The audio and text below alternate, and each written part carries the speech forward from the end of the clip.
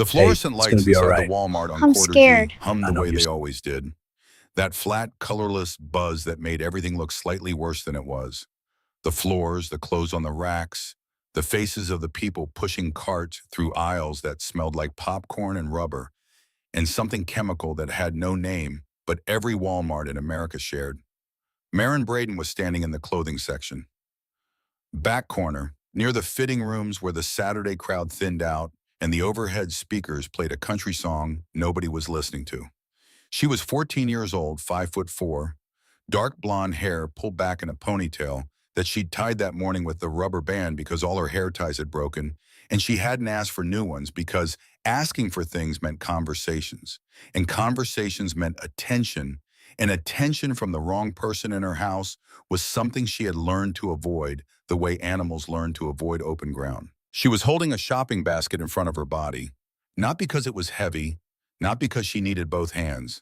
She was holding it the way a person holds a shield when the shield is the only thing between them and the thing they're afraid of, and they know the shield won't stop anything, but they hold it anyway because holding something is better than holding nothing. Grady Prescott was standing over here. He was 35, stocky, shaved head, wearing a mountaineer's hoodie that he wore to every public place because it made him look like a regular guy, a football fan, somebody's neighbor. His hand was on the clothing rack above Marin's head, his arms stretched across the metal bar, his body leaning forward so his face was close to hers. Close enough that she could smell the skull on his breath and the cheap cologne he sprayed on his neck every morning like it made him a different person.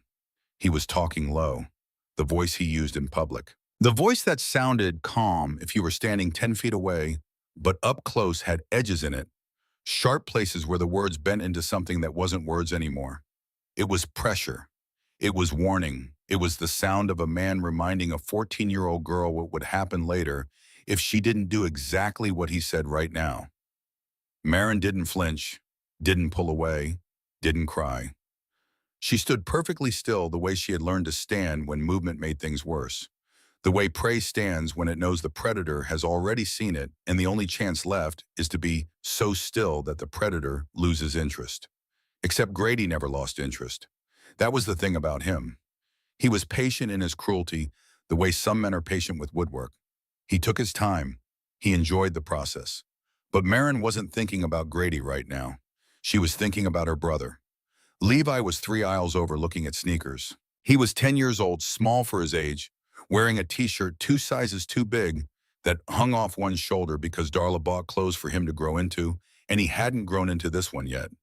He was holding a pair of white Nikes, turning them over in his hands, checking the price tag, with the careful seriousness of a boy who already knew that wanting things and getting things were 2 different categories that rarely overlapped. Marin watched him through the gap between clothing racks. She had always been able to find Levi in any room, any store, any crowd. It was a skill she had developed the way other 14-year-olds develop skills at volleyball or algebra. She could locate her brother by the sound of his breathing, the shuffle of his shoes, the particular way he hummed to himself when he was nervous, a tuneless 3-note pattern that sounded like a bird that had forgotten its own song. He was humming now. That meant he knew, not the details, not the specifics of what was happening 3 aisles away in the fitting room corner, but the feeling, the atmospheric pressure drop that happened in any space Grady occupied when his mood shifted. Levi had learned to read that pressure the way people in tornado country learn to read the sky. Green tint hail, sudden quiet. Get underground. Marin made her decision. She had made this decision before, dozens of times over 2 years. In the kitchen when Grady came home from the bar. In the living room when Grady didn't like what was on TV. In the car when Grady drove too fast and talked too slow and Levi was in the back seat trying to disappear. Every time the decision was the same, and Marin made it the same way without hesitation, without weighing options because there was only one option, and it was the one she had chosen when she was 12 years old, and she would keep choosing it until she didn't have to anymore. Get Levi out first. Always. She looked at Grady. His jaw was set, his eyes flat, his hands still on the rack above her head. He was in the escalation phase. She knew the phases the way a nurse knows the stages of a fever. Phase 1 was the quiet. Phase 2 was the focus when he picked his target and locked on. Phase 3 was contact. They were between 2 and 3 right now in the narrowing space where his voice got lower and his body got closer, and the rest of the world faded out until it was just him and whoever he had decided to punish. He was focused on her, not on Levi. That was the window. Marin turned her head slightly, not toward Grady, away from him, toward the gap in the racks where she could see her brother's shoes, those beat-up gray New Balances that Darla had bought at the Goodwill on Patrick Street. She spoke, not loud, not a shout, a sentence pitched exactly at the frequency she knew would reach Levi and not carry to anyone else. 2 years of practice had made her precise. Levi, run, don't stop. Find someone big. Grady's hand tightened on the rack. He heard her. He always heard her. But he didn't move toward the aisle where Levi was because Levi wasn't the one he wanted to control right now. Levi was 10 small, easily managed later. Marin was the one who looked at him without looking away. Marin was the one who had to be reminded. Through the gap, Marin saw Levi's gray shoes pause, then turn, then move. Fast. The slap of rubber soles on linoleum getting fainter, heading toward the front of the store, toward the doors, toward outside where there were doors and people, and the chance, however small, that someone would see a running boy and wonder why. She watched until she couldn't see his shoes anymore. Then she turned back to Grady and held the shopping basket a little higher and waited for whatever was going to happen, because whatever it was, Levi wasn't here for it, and that was enough. That had always been enough. This was Marin Braden's system, and she had built it herself, and it worked every single time. Not for her, for him. And she had decided 2 years ago that Levi being safe was worth whatever it cost her, and she had never once reconsidered that math. But to understand how a 14-year-old girl ended up standing in a Walmart, holding a shopping basket like body armor, while her little brother ran for his life, you have to go back. 2 years, to the beginning, to the man in the doorway with a toolbox and a smile and a plan that nobody saw coming because nobody was looking. Darla Braden had been doing it alone for 6 years. Single mother, 2 kids. A duplex on the south side of South Charleston, West Virginia, the kind of place where the rent was reasonable because the landlord had given up on the roof and the porch tilted 3 degrees to the left, and the hot water worked on days that started with tea, and sometimes on Saturdays if you turned the knob a specific way that Marin had memorized and taught to Levi, because Darla was already at work by the time they needed to shower. Darla worked at the Cracker Barrel on McCorkle Avenue. Waitress, doubles most days because singles didn't cover the electric bill, and the electric bill was the one that scared her most because losing power meant losing heat in winter, and losing heat in winter with 2 kids meant a phone call from someone with a clipboard and a title that started with Child Protective. She was a good mother who was tired all the time. That's the simplest way to say it and the truest. She loved Marin and Levi the way you love oxygen. Completely desperately and so constantly that you forget to notice it until someone threatens to take it away. She braided Marin's hair on Sunday mornings before church. She read to Levi at night, even when she got home at 11, and her feet throbbed and the words blurred because she was reading through one open eye. She packed their lunches with notes inside little folded squares of paper that said things like, "You are the best thing I ever did," and "Have a great day, baby, I love you to the moon." But she was gone. That was the math. 12 hours a day, sometimes 14, and in those hours her children were alone in a duplex with a tilting porch and a door that locked from the inside but not well enough, and the alone was getting bigger. Marin was 12 and starting to wear the expression of a girl who was growing up faster than her body, the expression of someone who had figured out that her mother's absence wasn't neglect but survival, and that understanding didn't make the absence smaller. Then Grady showed up. Darla met him through a coworker, Barb, the shift manager, who had been trying to set Darla up for a year because Barb believed that every problem a single mother had could be solved by adding a man to the equation, which was the kind of math that only works on paper and never survives contact with reality. He came to the duplex to fix the sink. Darla hadn't asked for a handyman. Barb had sent him. He showed up on a Tuesday afternoon with a toolbox and a 6-pack of Dr. Pepper, because Barb had told him Darla didn't drink and the Dr. Pepper was his version of charm. He fixed the sink. He fixed the porch railing. He replaced the smoke detector batteries that Darla had been meaning to replace for 4 months. He talked to Levi about baseball, knew the Mountaineers roster by heart, tossed a football in the yard while Darla watched from the kitchen window and felt something she hadn't felt in years. Hope. Stupid, dangerous, irresistible hope. He called Marin Kiddo, took them all to Dairy Queen, helped Levi with his multiplication tables, told Darla she was doing an incredible job and that she deserved someone in her corner. Marin wanted to believe it. She was 12. She wanted a version of her life where her mother smiled more and worked less, and someone else carried the toolbox and fixed the things that broke. She wanted to stop being the second adult in the house. She wanted to be the kid. Grady moved in after 3 months. Darla cried happy tears. Levi high-fived him at the door. Marin helped him carry boxes from his truck, a dented F-150 with West Virginia plates and a Mountaineer sticker on the bumper, and a back seat that smelled like cigarettes even though Grady said he'd quit. The first month was fine. The second month things shifted. Small things. The kind of things that a 12-year-old notices before anyone else, because 12-year-olds are the most accurate emotional barometers on the planet. They don't have the adult skill of rationalizing away what they feel. They just feel it. Grady's voice changed when Darla wasn't home. Not louder, lower. The pitch dropped, the warmth drained out, and what was left was the voice of a man who didn't have to perform anymore because his audience had gone to work. Levi spilled water at dinner. It was a Tuesday. Grady grabbed the glass before it rolled off the table, and his hand closed around Levi's wrist, and he squeezed. Not long, 2 seconds. But Marin saw Levi's face. The surprise, then the pain, then the quick rearrangement into nothing, into blankness, into the face of a boy who had just learned that spilling water had consequences it had never had before. I didn't mean to, Levi said. Clean it up, Grady said.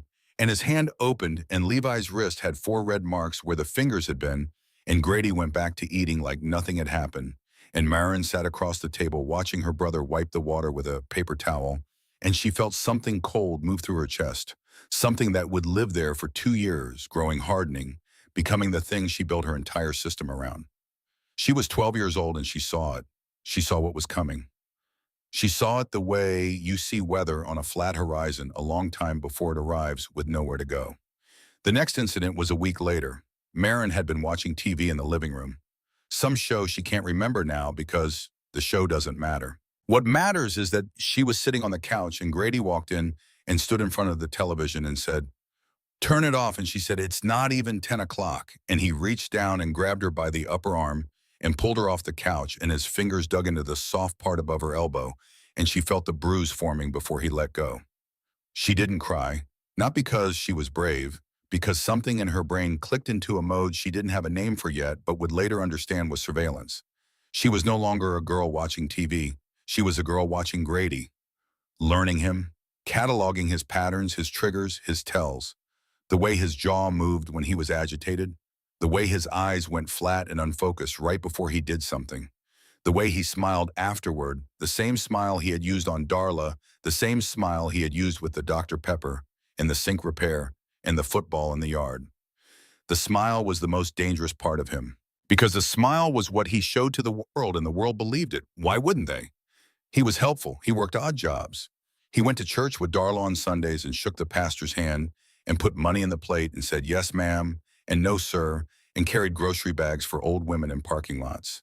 He was the kind of man who could hurt a child in the kitchen and then walk into the living room and call his own mother and ask about her arthritis in a voice dripping with concern. Marin understood this with a clarity that most adults never reach. She understood that Grady was not a man with a bad temper. He was a man with a mask. The temper was real. The mask was the performance. And the performance was so good that it had fooled Darla, fooled Barb, fooled the pastor, fooled the neighbors. Everyone believed the mask because the mask was easier to believe than the alternative. The alternative meant that a helpful church-going football-tossing man was hurting children behind a door that locked from the inside, but not well enough. So Marin built her system. It started simple. When Grady's mood shifted, when the voice dropped, when the jaws set, Marin would find Levi and move him out of the room. Quietly, naturally. "Hey, Levi, let's go play outside. Hey, Levi, come help me with my homework. Hey, Levi, let's ride bikes." Small redirections that looked like a big sister being a big sister, but were actually evacuation procedures executed with the precision of someone who had studied the threat and mapped the exits. The system grew. She developed protocols for every location.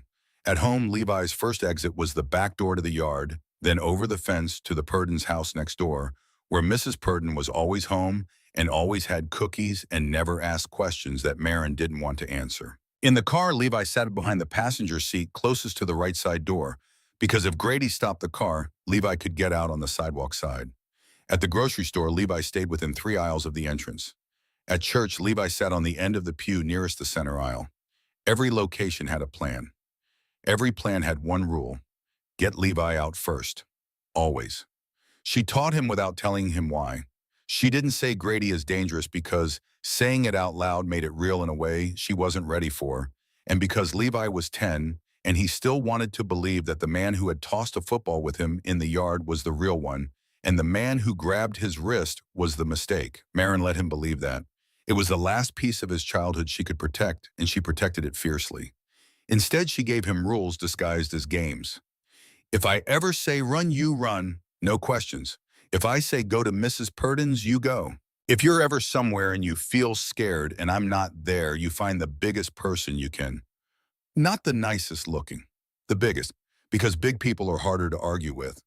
Why would I be scared? Levi asked. It's just in case, Marin said. Like a fire drill. We practice so we're ready. Levi accepted this. He was 10. Fire drills made sense. He didn't know he was rehearsing for something that had nothing to do with fire. 7 months before the Walmart, Marin tried to get help. She sat in Mrs. Pemberton's office during 6th period. Mrs. Pemberton was the school guidance counselor, a woman in her 50s with reading glasses on a beaded chain, and a poster on her wall that said, "This is a safe space," in letters made of puzzle pieces.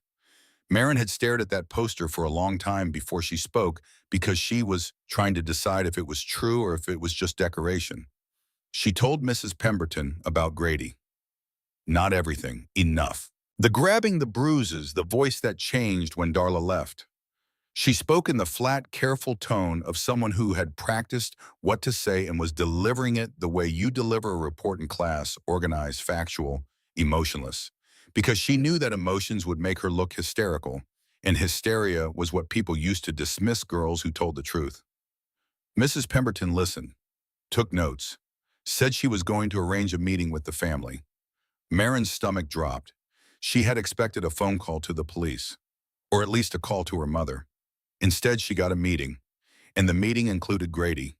He came to the school on a Thursday, wore a button-down shirt, shook Mrs. Pemberton's hand, sat in the chair across from her desk with his ankle on his knee and his hands open in his lap, the posture of a man who had nothing to hide. He looked at Marin with an expression of loving concern that was so perfect, so practiced, so utterly convincing, that Marin felt the ground shift beneath her feet because she realized she was watching an artist at work. This was his masterpiece. This was what he was best at.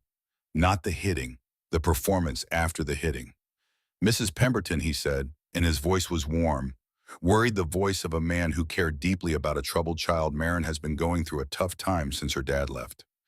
Darla and I have been trying to get her into counseling, but she's resistant. She has a vivid imagination and some behavioral issues that started before I was in the picture.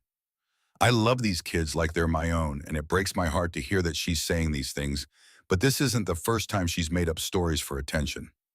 He looked at Marin. The mask smiled. Behind the mask, the real face said, "See, nobody believes you. Nobody will ever believe you, Mrs." Pemberton nodded. She looked at Marin with the expression adults use when they've decided you're the problem, not the person you're reporting. It's a specific look. Part pity, part impatience, part the subtle satisfaction of having resolved a complicated situation with a simple explanation. The girl is troubled. Case closed. Move on. Marin walked out of that office and sat in the bathroom for 30 minutes. Not crying, thinking, processing what had just happened with the analytical mind of someone twice her age who had just watched the system fail in real time. She understood now. Words weren't enough. Her word against Grady's was a fight she would lose every time because he was an adult, and she was a child, and he was charming, and she was serious, and the world gave adults the benefit of the doubt and gave children appointments with school counselors who had safe space posters that were just decoration. She needed proof, physical, undeniable, dated proof that existed outside of her own mouth. because her mouth could be discredited, but paper could not. That night, Marin started writing. She took a composition notebook from her school supplies, the black and white marbled kind, with the sewn binding that cost $1 at the Dollar General. She wrote the date at the top of the first page. She wrote what Grady had done that week. Time, location, what happened, what he said, what he did. She wrote it the way she had spoken to Mrs. Pemberton, flat, factual, organized. No emotions, no adjectives, just the record. She wrote an entry every time something happened, sometimes twice a week, sometimes 4 times. She noted the date, she had bruises, and where they were. She noted the exact words Grady used. She noted when Levi was present and when he wasn't. She noted what Grady said afterward, the apologies that weren't apologies, the explanations that were threats wearing the clothing of reason. She kept the notebook under her mattress, but she was smart enough to know that one copy wasn't safe. Grady searched her room. She had found her drawers rearranged twice, her backpack unzipped. When she hadn't unzipped it, her closet shelf disturbed. He was looking for evidence that she was telling people. He was looking for ammunition. So she made a second copy. Every 2 weeks, she took the notebook to school and transcribed the new entries into a second composition notebook that she kept in her hallway locker combination lock, and she was the only person who knew the combination. The locker was the safest place she had. Grady couldn't reach it. Darla didn't know about it. The school counselor had already proven herself useless. The locker was Marin's vault. 7 months of entries, every incident, every date, every word. A 14-year-old girl building a legal case with a dollar notebook in a school locker because every adult in her life had either failed to see or chosen not to look. That Thursday night, the night of the meeting with Mrs. Pemberton, Grady punished Marin. Not for what she had said, for making him drive to the school, for making him put on the button-down shirt, for making him perform. He resented the effort, and he took that resentment out on the girl who had caused it, and afterward, he sat on the couch and called his mother and asked about her arthritis in a voice that could have won an Academy Award. Marin lay in bed with the covers up to her chin and the notebook under her mattress, and her brother asleep in the next room, and she made a decision that she would not try to tell another adult until she had enough written down that the paper could speak for her. Because the paper didn't have behavioral issues. The paper didn't have a vivid imagination. The paper just had dates and facts, and dates and facts were harder to argue with than a 14-year-old girl. After that, the system had 2 parts. The protection part, which kept Levi safe, and the documentation part, which would someday, when the time was right, make someone listen. She just didn't know that someday was a Saturday at the Walmart on Corridor G now. 4:15 on a Saturday afternoon, and the Walmart parking lot was a mess. Every row, full carts rolling and the wind trucks double parked near the garden center. The South Charleston sun was cutting through the haze, 78 degrees, the kind of humid warmth that made the asphalt shimmer and the parking lot smell like hot rubber and exhaust. Levi Braden ran through the automatic doors. He ran past the greeter, a man in a blue vest who said no running in the store without looking up from his phone, without asking why a 10-year-old boy was sprinting through the entrance with red eyes and a face that was the color of chalk. No running in the store. That was the response. Not, why are you running, or are you okay, or where are your parents, but the rule, the policy, the script. Levi hit the parking lot at full speed, sneakers slapping asphalt, arms pumping the oversized t-shirt billowing behind him like a flag. He didn't know where he was going. He just knew the rules. Run. Don't stop. Find someone big. The parking lot was a grid of metal and glass. Sedans, SUVs, minivans, shopping carts, families loading trunks, a woman arguing with her kid about ice cream, an old man sitting in a lawn chair in the bed of a pickup, drinking sweet tea from a thermos. Levi's eyes scanned the rows the way Marin had taught him. Not the nicest looking, the biggest, because big people are harder to argue with. He saw it. 3rd row from the garden center, a lifted Chevy Silverado, black mud on the wheel wells, lumber stacked in the bed. The biggest thing in the parking lot. Levi ran to it, ducked behind the rear passenger tire, pressed himself against the wheel well, wrapped his arms around his knees and made himself as small as a 10-year-old boy can make himself, which is very small when the alternative is being found. He was shaking, not from cold, from something else. From the thing that happens to a child's body when the adrenaline is still pumping, but the running is over and there's nothing left to do but hide and shake and breathe and try not to make noise. Flint Hargrove was loading 2x4s into the bed of his truck when he heard it. Not talking, not crying, breathing. Fast, ragged, the kind of breathing that comes from running hard and then trying to be silent, and those two things don't go together. And the sound they make when they collide is one of the most recognizable sounds in the world. If you've ever been in a situation where being quiet was the difference between being found and not being found, Flint had been in that situation multiple times, in places where the stakes were higher than a Walmart parking lot, but the breathing sounded exactly the same. He was 45 years old, 6'3", 230 pounds of contractor muscle and military training. Dark beard with gray coming in at the drum, forearms sleeved in ink from the wrists to the elbows, the kind of tattoos that told a story if you knew how to read them. And most people didn't, so they just saw a big man with dark arms and kept their distance. He had spent 8 years in the United States Army, 2 tours with the Ranger Battalion, the kind of service that changes the way you see the world. The Army taught him how to clear a building, how to read a threat, how to assess a situation in under 3 seconds, and decide on a course of action before most people had finished processing what they were looking at. He had carried those skills into civilian life the way some men carry a limp or a scar. Quietly, permanently, but always there. He had been building houses in Kanawha County for 18 years. General contractor, his own company, just him and a couple of subcontractors he trusted. Good work, honest bids, the kind of reputation that came from showing up every day and doing what you said you would do.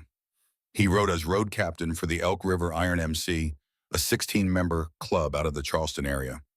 Not a one-percenter club, not outlaw. A brotherhood of working men who rode together on weekends and did community events and gave each other grief about everything and showed up for each other when it mattered. Kedge Tully ran the club. Plumber, lived 10 minutes away, built like a fire hydrant and about as movable.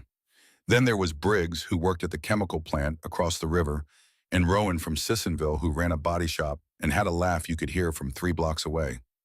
Flint was the quiet one, the one who didn't talk unless he had something to say, the one who looked like he could fold a car door in half, but called his 7-year-old daughter Nora every night at bedtime in a voice so gentle his club brothers never let him hear the end of it.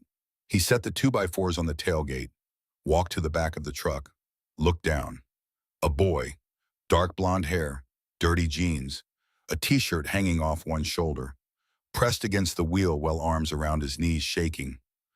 Eyes red, past crying. In that phase after crying where the body shuts everything down except the part that keeps you hidden, Flint didn't crouch, didn't crowd the kid, just stood there, hands visible, open, the way you stand when you want someone to know you're not a threat. Hey, you okay? The boy looked up. She told me to run, so I ran. Your truck was the biggest thing I could hide behind. The words hit Flint the way certain words hit you when they come from a child. Not in the head, in the chest, in the place where logic doesn't operate and instinct does. Who told you to run, my sister? Marin. She's still inside with Grady. Who's Grady? My mom's boyfriend. 3 words, flat, factual, the way you say the name of something you've been living for so long that you don't have emotions about it anymore, just information. Levi had explained this before.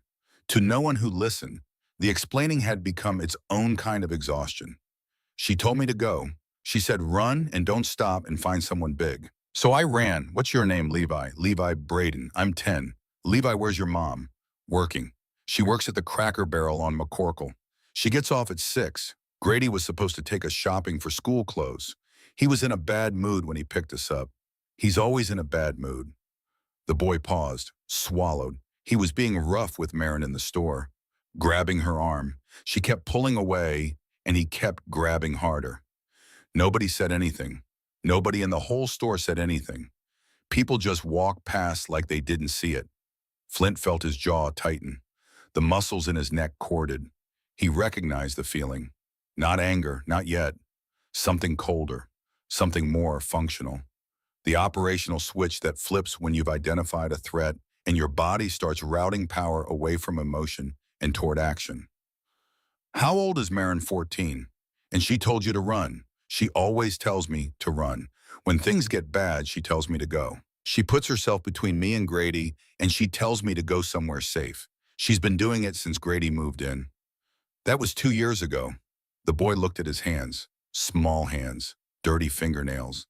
The hands of a kid who had been playing outside earlier today before a man picked him up for school shopping, and the day turned into something else. She's been protecting me for 2 years, and nobody protects her. Flint pulled out his phone. His hands were steady. They had been steady in Helmand Province when things were considerably worse than a Walmart parking lot, and they were steady now because the thing about training is that it doesn't leave. It lives in the muscle and the nerve in the bone, and when the moment comes, the body remembers what the mind has practiced. Levi, I'm going to call 911. Then I'm going to go inside and find your sister. You're going to stay right here by my truck. Can you do that? He's going to say, I'm lying. Levi said it fast, urgent, the words tumbling. He does that. He tells people I have anger problems and I make things up. He's really good at it. He smiles and he talks like a normal person, and then when we get home, Levi, firm but gentle. The voice Flint used when Nora was spiraling, when the feelings were too big for the body and the words couldn't keep up. I don't care what he says. I care what you're telling me, and I believe you. The boy's chin trembled, not because he was scared. He was past scared. The tremble came from somewhere deeper, from the place where a 10-year-old boy had been carrying the knowledge that his sister was absorbing blows meant for him, and no one in the world seemed to care. And now, in a Walmart parking lot behind the tire of a stranger's truck, a man had said the 4 words he had been waiting 2 years to hear. You believe me. Yeah, kid, I believe you. Flint dialed 911 as he walked toward the entrance. He gave the dispatcher everything he had. The Walmart on Corridor G. A 10-year-old boy. A 14-year-old sister inside with the mother's boyfriend. The boyfriend being physically rough. His name was Grady. The boy's name was Levi Braden. The sister was Marin. He was going in. Sir, I'd advise you to wait for... There's a 14-year-old girl in there with a man who's hurting her. I'm not waiting, he texted the Elk River Iron Grove chat while he walked through the automatic doors. Walmart Corridor G. Kid hiding behind my truck says his sister is inside with an abusive boyfriend of the mother. Need eyes in the parking lot with the boy. Anyone close, Kedge responded first. Rolling. Then Briggs from across the river. 15 minutes. Then Rowan from Sissonville. On my way. Flint moved through the Saturday crowd. Packed aisles. Families. The rumble of carts and overhead music and the beeping of self-checkout registers. He moved the way he'd been trained to clear a building. Systematic. Methodical. Checking each aisle without rushing. His size drew glances. It always did. A 6'3" man in a leather vest with ink on his arms walking through a Walmart like he was looking for someone. People moved out of his way without being asked. He found them in the clothing section. Back corner, near the fitting rooms. Grady was standing over Marin, hand on the rack above her head, leaning in. The girl had her back to a rack of clearance jackets the shopping basket held in front of her body, and the look on her face was the look Flint had seen in places he didn't talk about at cookouts. The look of someone who has accepted that pain is coming and has stopped trying to prevent it and is now just trying to manage it. 14 years old, and she had the face of someone who had been managing pain for longer than most adults could imagine. Flint walked up. Not fast, not aggressive. A man walking down an aisle with empty hands and a calm that had been forged in places where calm was a survival skill. Everything all right here? Grady straightened up, turned, saw Flint. The size, the beard, the tattoos, the vest. Did the math, adjusted. We're fine, man, just shopping. The smile. Levi had described it perfectly. Easy, friendly. The mask, the performance. Flint could see it now, the way the smile sat on Grady's face, like something placed there rather than something that grew there. It was a tool, not an expression. And the man wielding it had used it 1,000 times, and it had worked every single time. Every time except this one. Wasn't asking you. Flint looked past Grady, looked at Marin. The girl's eyes widened. She didn't know this man. She didn't know how he knew her name. She looked from Flint to Grady and back, and her lips moved, but nothing came out. Grady's smile tightened. How do you know her name? Your boy told me. He's not my... Grady caught himself. Recalculated. The smile reset. Levi's outside. He wanders off. He's got behavioral issues. I'll go get him. No, you won't. Excuse me. You're going to stay right here. Levi is safe. He's in the parking lot. He told me what's been happening. And I called the police. They're on their way. The mask dropped. Not all at once, it crumbled. The friendly smile went first, then the easy posture, then the reasonable voice. What was left underneath was a man who had lost control of the narrative. And the only tools he had were the tools he used on children, and those tools did not work on a 6'3" Army Ranger in a leather vest who had already decided how this was going to go. You don't know what you're talking about. Those kids lie about everything. Their mother, their mother isn't here, you are. They are. And a 10-year-old boy is shaking behind my truck because his sister told him to run from you. That's all I need to know. Grady looked at the aisle, looked at the fitting room hallway, looked at the exit sign above the back of the store. Flint recognized the look. He had seen it before. The look of a man calculating his options and finding only one. Don't, Flint said. Grady ran, not toward Flint, toward the back of the store past the fitting rooms, toward the emergency exit by the loading dock. Flint didn't chase him. He stayed with Marin, because the girl was still standing against that clothing rack with the shopping basket in front of her body. She hadn't moved. She wasn't going to move until someone told her it was safe. And even then she might not move because safe was a word that had been emptied of meaning in her life. Adults had told her things were safe before. Mrs. Pemberton's office was supposed to be safe. The duplex was supposed to be safe. None of it was safe. All of it was performance. Marin, my name is Flint. Your brother Levi is outside by my truck. He's safe. He told me to find you. The police are coming. The police. Grady just ran. He's gone.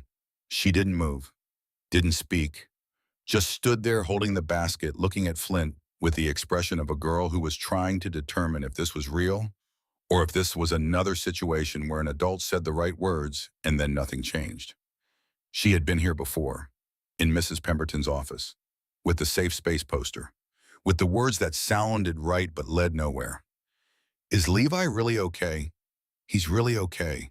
He's sitting behind my truck. My guys from the club are on their way to stay with him. He's safe, Marin. She studied his face. Not the way a child studies an adult. The way a person studies a contract. Looking for the fine print. Looking for the clause that would undo everything. Then something in her face changed. Not a collapse, not relief. Something smaller. A loosening. A fraction of the tension leaving the muscles around her eyes. The muscles that had been holding her face together for 2 years. She set the basket down, carefully, like it mattered, like everything had to be done carefully because careful was how she had survived. She set it on the floor next to the clearance rack, and she stood there with her arms at her sides, and then her arms started shaking, and she sat down on the floor between the clearance jackets and the shelf of folded jeans, and she put her face in her hands. Flint didn't touch her, didn't try to comfort her. He sat down on the floor across from her, his back against the opposite shelf, his knees up because the aisle was narrow and he was too big for the space. His boots nearly touched her shoes. The linoleum was cold and slightly sticky. The overhead light buzzed, and he just sat there, present, not pushing, not asking questions, not trying to fix anything. Just the biggest, most heavily tattooed man in the Walmart sitting on the floor of the clearance section, waiting for a 14-year-old girl to feel safe enough to breathe, because that's what she needed. Not a rescue, not a speech, not a plan. She needed 60 seconds where nothing was expected of her, where no one was grabbing her arm or asking her to be brave or telling her to stand still or demanding that she explain. She needed to sit on a cold floor and put her face in her hands and let the shaking move through her body and out the other side. And Flint gave her that. Because the Army had taught him a lot of things, but the most important one was this. Sometimes the bravest thing you can do for someone is stay in the room and say nothing and let them feel what they need to feel without turning it into something about you.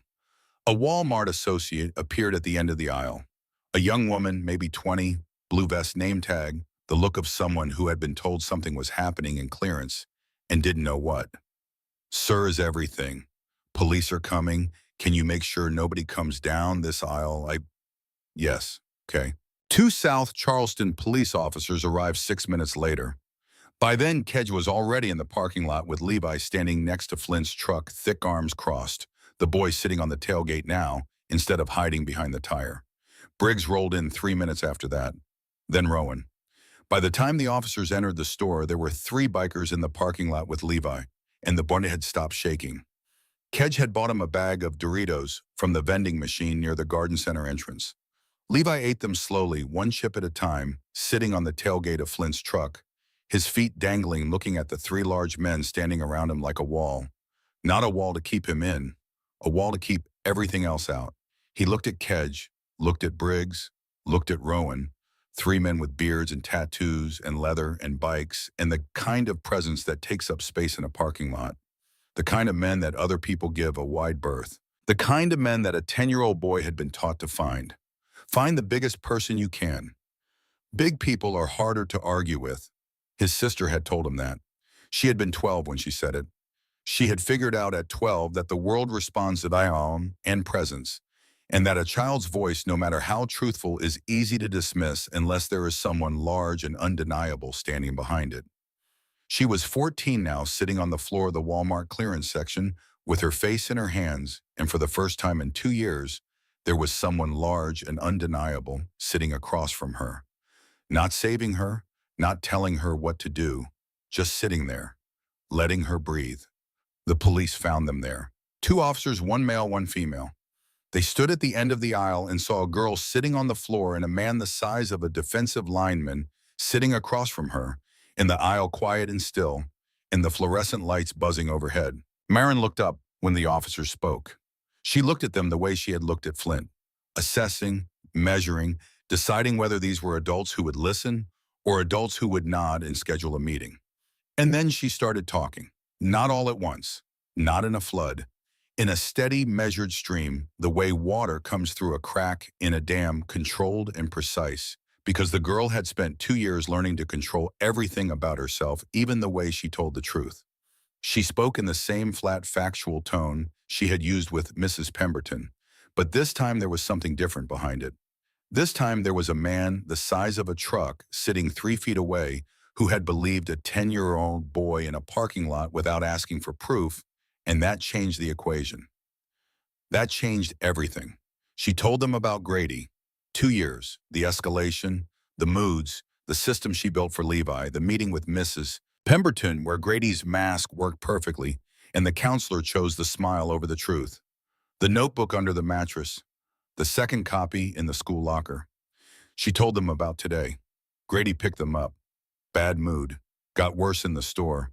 She read the signals, knew it was escalating, made the call, told Levi to run, stayed behind.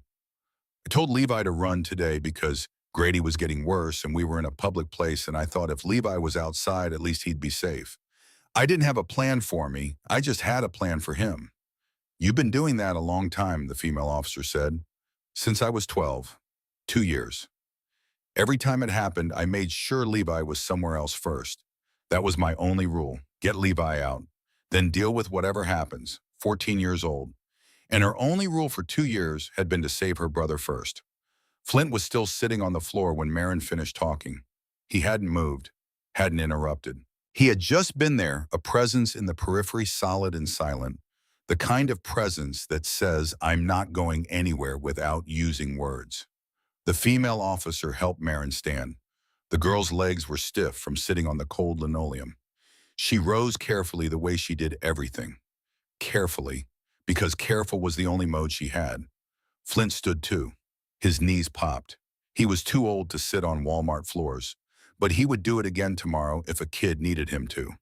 He walked behind Marin as the officers led her toward the front of the store, maintaining distance, not crowding, just present. The biggest man in the building following a 14-year-old girl through the Saturday crowd like an escort, like a shadow, like the thing that stands between a person and whatever might be waiting around the next corner. The automatic doors opened. The afternoon sun hit Marin's face. She stopped, stood in the entrance, looked out at the parking lot. She saw the police cars. She saw the motorcycles. 3 of them parked in a row near Flint's truck, chrome catching the sun. She saw Levi, sitting on the tailgate, between Kedge and Briggs, eating Doritos, not shaking, not hiding, just sitting there, feet dangling, looking like a kid. Just a kid. Not a kid running from something. Just a kid on a tailgate with a bag of chips and two large men standing guard like they had nowhere else in the world to be. Marin stood in the Walmart entrance and looked at her brother and something in her chest that had been locked for 2 years, something she had sealed shut and reinforced and built walls around because opening it would have made her unable to function, cracked. Just a fraction. Just enough. And she stood there in the automatic doorway between the fluorescent inside and the sunlit outside, between the store where she had been trapped and the parking lot where her brother was free, and she let the crack exist without trying to close it. Because for the first time in 2 years, someone big had believed her brother, and someone big had come inside for her. And the system she had built, the system that was only supposed to protect Levi, had accidentally, impossibly, finally protected her too. Not because she had planned it, she had never had a plan for herself. But Levi had run, and he had found the biggest thing in the parking lot. And the biggest thing in the parking lot had a voice like gravel and a heart that broke exactly once that afternoon when a 10-year-old boy said the word she and started shaking.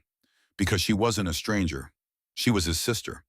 And the reason she told him to run was because she couldn't. The South Charleston Police Dispatch logged the call at 4:22 p.m. 2 units were sent to the Walmart on Corridor G.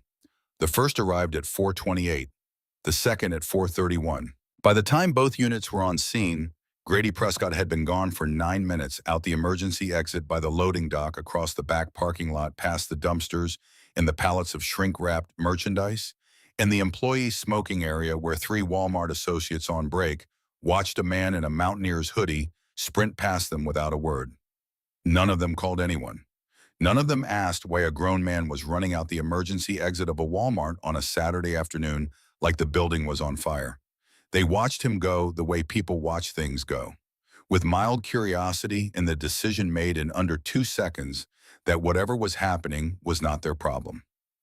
This is the thing about emergencies. They don't announce themselves with sirens and flashing lights.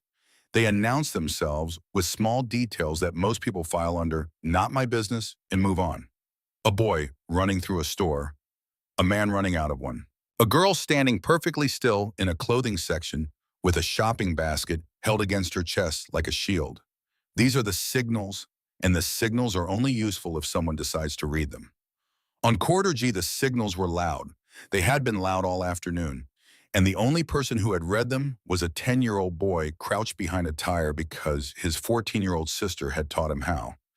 Inside the Walmart, the female officer, whose name was Sergeant Dana Kessler, was sitting with Marin in the fitting room area. They had moved there from the clearance aisle because the aisle was a public space and Marin's story was not a public thing. The fitting room hallway was narrow and quiet, with beige carpet and mirrors on both walls, and a bench meant for people waiting to try on clothes. Marin sat on the bench. Her hands were in her lap, fingers interlaced, knuckles white. She was still doing the thing she did. The careful thing, the controlled thing. Every word, measured, every sentence structured, every emotion held at arm's length. Because she had learned that emotion made adults uncomfortable, and uncomfortable adults stopped listening. Sergeant Kessler was listening. She was a woman in her early 40s with short brown hair and a calm that came from 15 years of patrol in a county where calm was a professional requirement. She had a daughter the same age as Marin.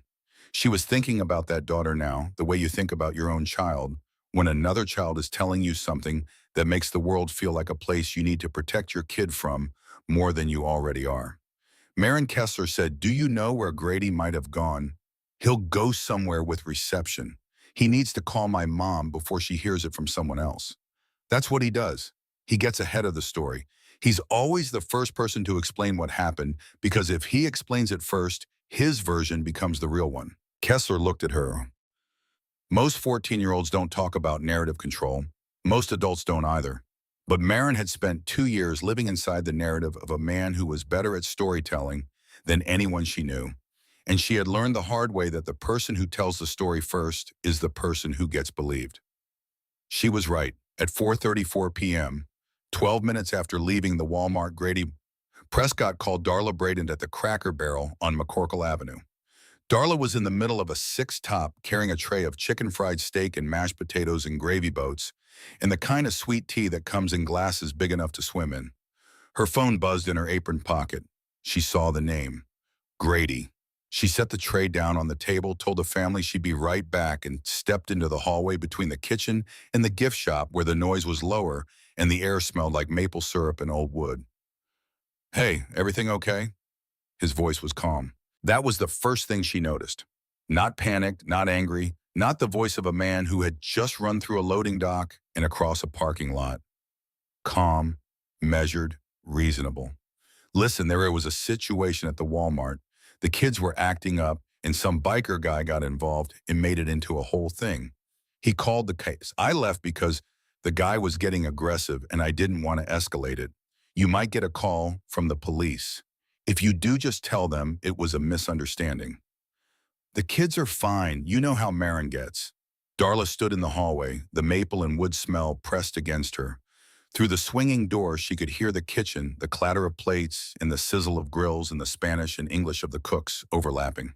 Normal sounds. The sounds of a Saturday shift at a restaurant where she had worked for 3 years, where the tips were decent, and the manager let her take home food on slow nights, and the work was honest and exhausting and hers. "Marin gets how," she said. "What you said, you know how Marin gets how Grady, a pause." The length of the pause told her more than any words could have. Grady was recalculating. She could almost hear it, the gears shifting, the story adjusting. He was good at this. He was the best she had ever known at this. But something in that pause, something in the half-second of silence before his voice came back smooth and reassuring, landed differently than it had before. "She just gets dramatic sometimes. You know that. She gets ideas in her head, and where are the kids right now?" "They're at the Walmart. The cops are there. It's being handled. I just need you to call and tell them. You left my kids at a Walmart with the police, and you're calling me to ask me to fix it." "Darla, calm down. It's not. Where are you?" Another pause. Longer this time. She heard traffic in the background.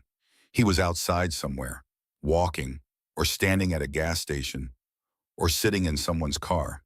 He was somewhere that wasn't the Walmart, somewhere that wasn't with her children, and he was asking her to make a phone call that would make his version of the story the real one. Something happened in Darla's chest, not a breaking, a clicking, like a combination lock that had been turned to the wrong numbers for 2 years, and suddenly in the hallway of a Cracker Barrel that smelled like maple syrup, the numbers lined up and the lock opened, and what was inside was not anger or sadness, but clarity. The kind of clarity that arrives all at once and changes the shape of everything that came before it. She didn't call the police. She untied her apron, stuffed it in her back pocket, told Barb she had a family emergency, and walked out of the Cracker Barrel with her name tag still on and her car keys already in her hand. The drive from the Cracker Barrel to the Walmart on Corridor G was 11 minutes. Darla made it in 8. She pulled into the parking lot at 5:45 p.m., and the first thing she saw was the police cars. 2 of them parked at angles near the garden center entrance, lights off, but present the way police cars sit when the emergency is over, but the paperwork isn't. The second thing she saw was the motorcycles. 3 of them parked in a row next to a black Chevy Silverado Chrome, catching the late afternoon sun. Big bikes. The kind of machines that take up space and make noise and belong to men who don't apologize for either. Her hands gripped the steering wheel. She felt the vinyl creak under her fingers. She felt the air conditioning blowing on her face and the seatbelt pressing against her chest, and the weight of the last 8 minutes, the drive from the Cracker Barrel, the phone call from Grady, the clicking sound in her chest that had rearranged everything. She saw Levi. He was sitting on the tailgate of the black truck between 2 men. One was thick and barrel-shaped with a red beard and arms crossed over his chest like a bouncer at a door that nobody was getting through. The other was leaner, darker, sitting on a motorcycle next to the truck with his helmet resting on the gas tank. A third man stood nearby, tall-bearded, laughing at something Levi had said. Levi was eating Doritos. His feet were dangling off the tailgate. His gray New Balances, the Goodwill ones, hung 6 inches above the asphalt. He looked small between the 2 men. Not scared small, safe small, the small of a boy who had found the wall he'd been looking for and was sitting behind it. He looked up when her car pulled in. He slid off the tailgate. The Doritos bag stayed on the truck bed. He walked toward her. Not running, walking. The walk of a kid who was done being scared and was now just tired and wanted his mother. His hands were at his sides. His face was calm. The shaking was gone. Whatever had been vibrating through his body behind the tire of that truck had worked its way out somewhere between the Doritos and the bikers and the simple, enormous fact that someone had believed him. Darla was out of the car before she knew she was moving, down on one knee on the asphalt. The parking lot surface was warm and rough through her black work pants. The sun was behind Levi, turning his dark blonde hair into a bright outline, and she couldn't see his face clearly because her eyes were doing the thing eyes do when the information coming in is too much for the system to process. Levi. Baby, are you okay? I'm okay, Mom. He walked into her arms. She held him. The parking lot asphalt dug into her knee. The afternoon sun cut between the parked cars and long orange slats. A shopping cart rolled past them, pushed by. Nobody carried by the wind, and the wheels squeaked in a rhythm that sounded like something counting down. The big guy believed me, Mom. The big guy with the truck. He believed me, and he went inside and got Marin. Darla's arms tightened around her son. Her eyes were open, looking over his shoulder at the Walmart entrance, at the automatic doors that opened and closed as Saturday shoppers moved in and out, oblivious, carrying bags and pushing carts, and living inside the version of the world where a trip to Walmart was just a trip to Walmart. Where's Marin inside with the police? And then Levi said the words that undid her. Mom, Grady was hurting her. He's been hurting her. She didn't tell you because, I didn't tell you because, he said I know, baby, I know. She said it before he could finish. She said it because he didn't need to finish. She said it because the clicking sound in her chest had opened a door, and behind the door was every small thing she had not seen, every signal she had not read, every moment in the last 2 years when something felt wrong, and she told herself it was stress or imagination or the natural friction of blending a family. Every Tuesday night when Marin was quieter than usual, every morning when Levi's eyes tracked Grady across the kitchen the way a bird tracks a cat, every Sunday when Grady smiled at the pastor and shook hands and put money in the plate, and she thought, this is a good man. This is a man who cares. This is the help I've been praying for. I know, baby, I know. And I'm sorry. I'm so sorry I didn't see it. She held him on the parking lot asphalt with the late afternoon sun cutting between the parked cars, and she felt the 2 years collapse inside her like a building, falling floor by floor, each floor a day.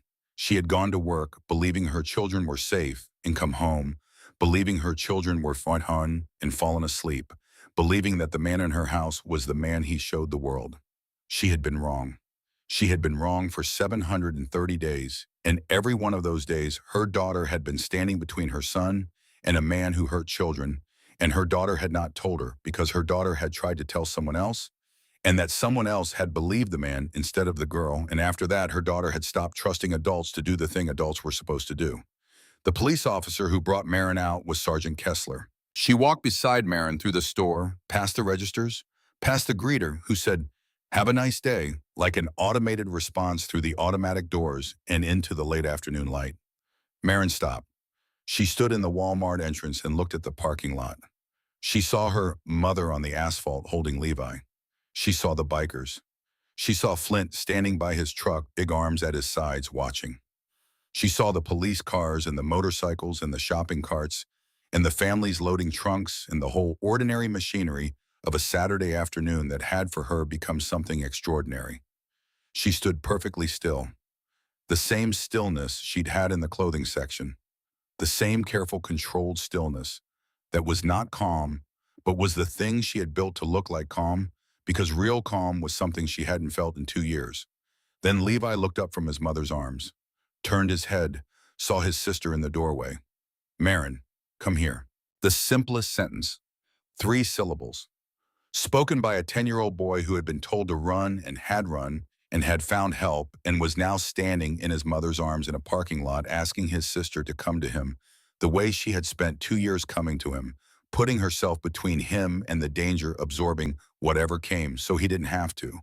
Except this time there was no danger to walk toward.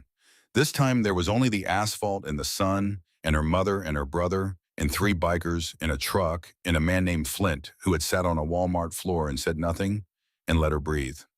Marin walked to them, not fast, careful. Every step measured the way she walked everywhere the way she had walked for 2 years. Her feet on the warm asphalt, her shadow stretching behind her, her arms at her sides, her face doing the thing it always did, holding, containing, keeping everything inside the wall she had built. She reached them. She didn't collapse. She didn't cry. She didn't fall apart because falling apart was a luxury she had never been able to afford, and the habit of holding together doesn't break just because the reason for holding together has walked out an emergency exit. She sat down next to her mother on the asphalt, put her arm around Levi, put her head on her mother's shoulder, and she said the words that had been the organizing principle of her entire life for 24 months. I kept him safe, Mom. Every time, I kept him safe. Darla's hand found Marin's hair, the ponytail, the rubber band because the hair ties were broken.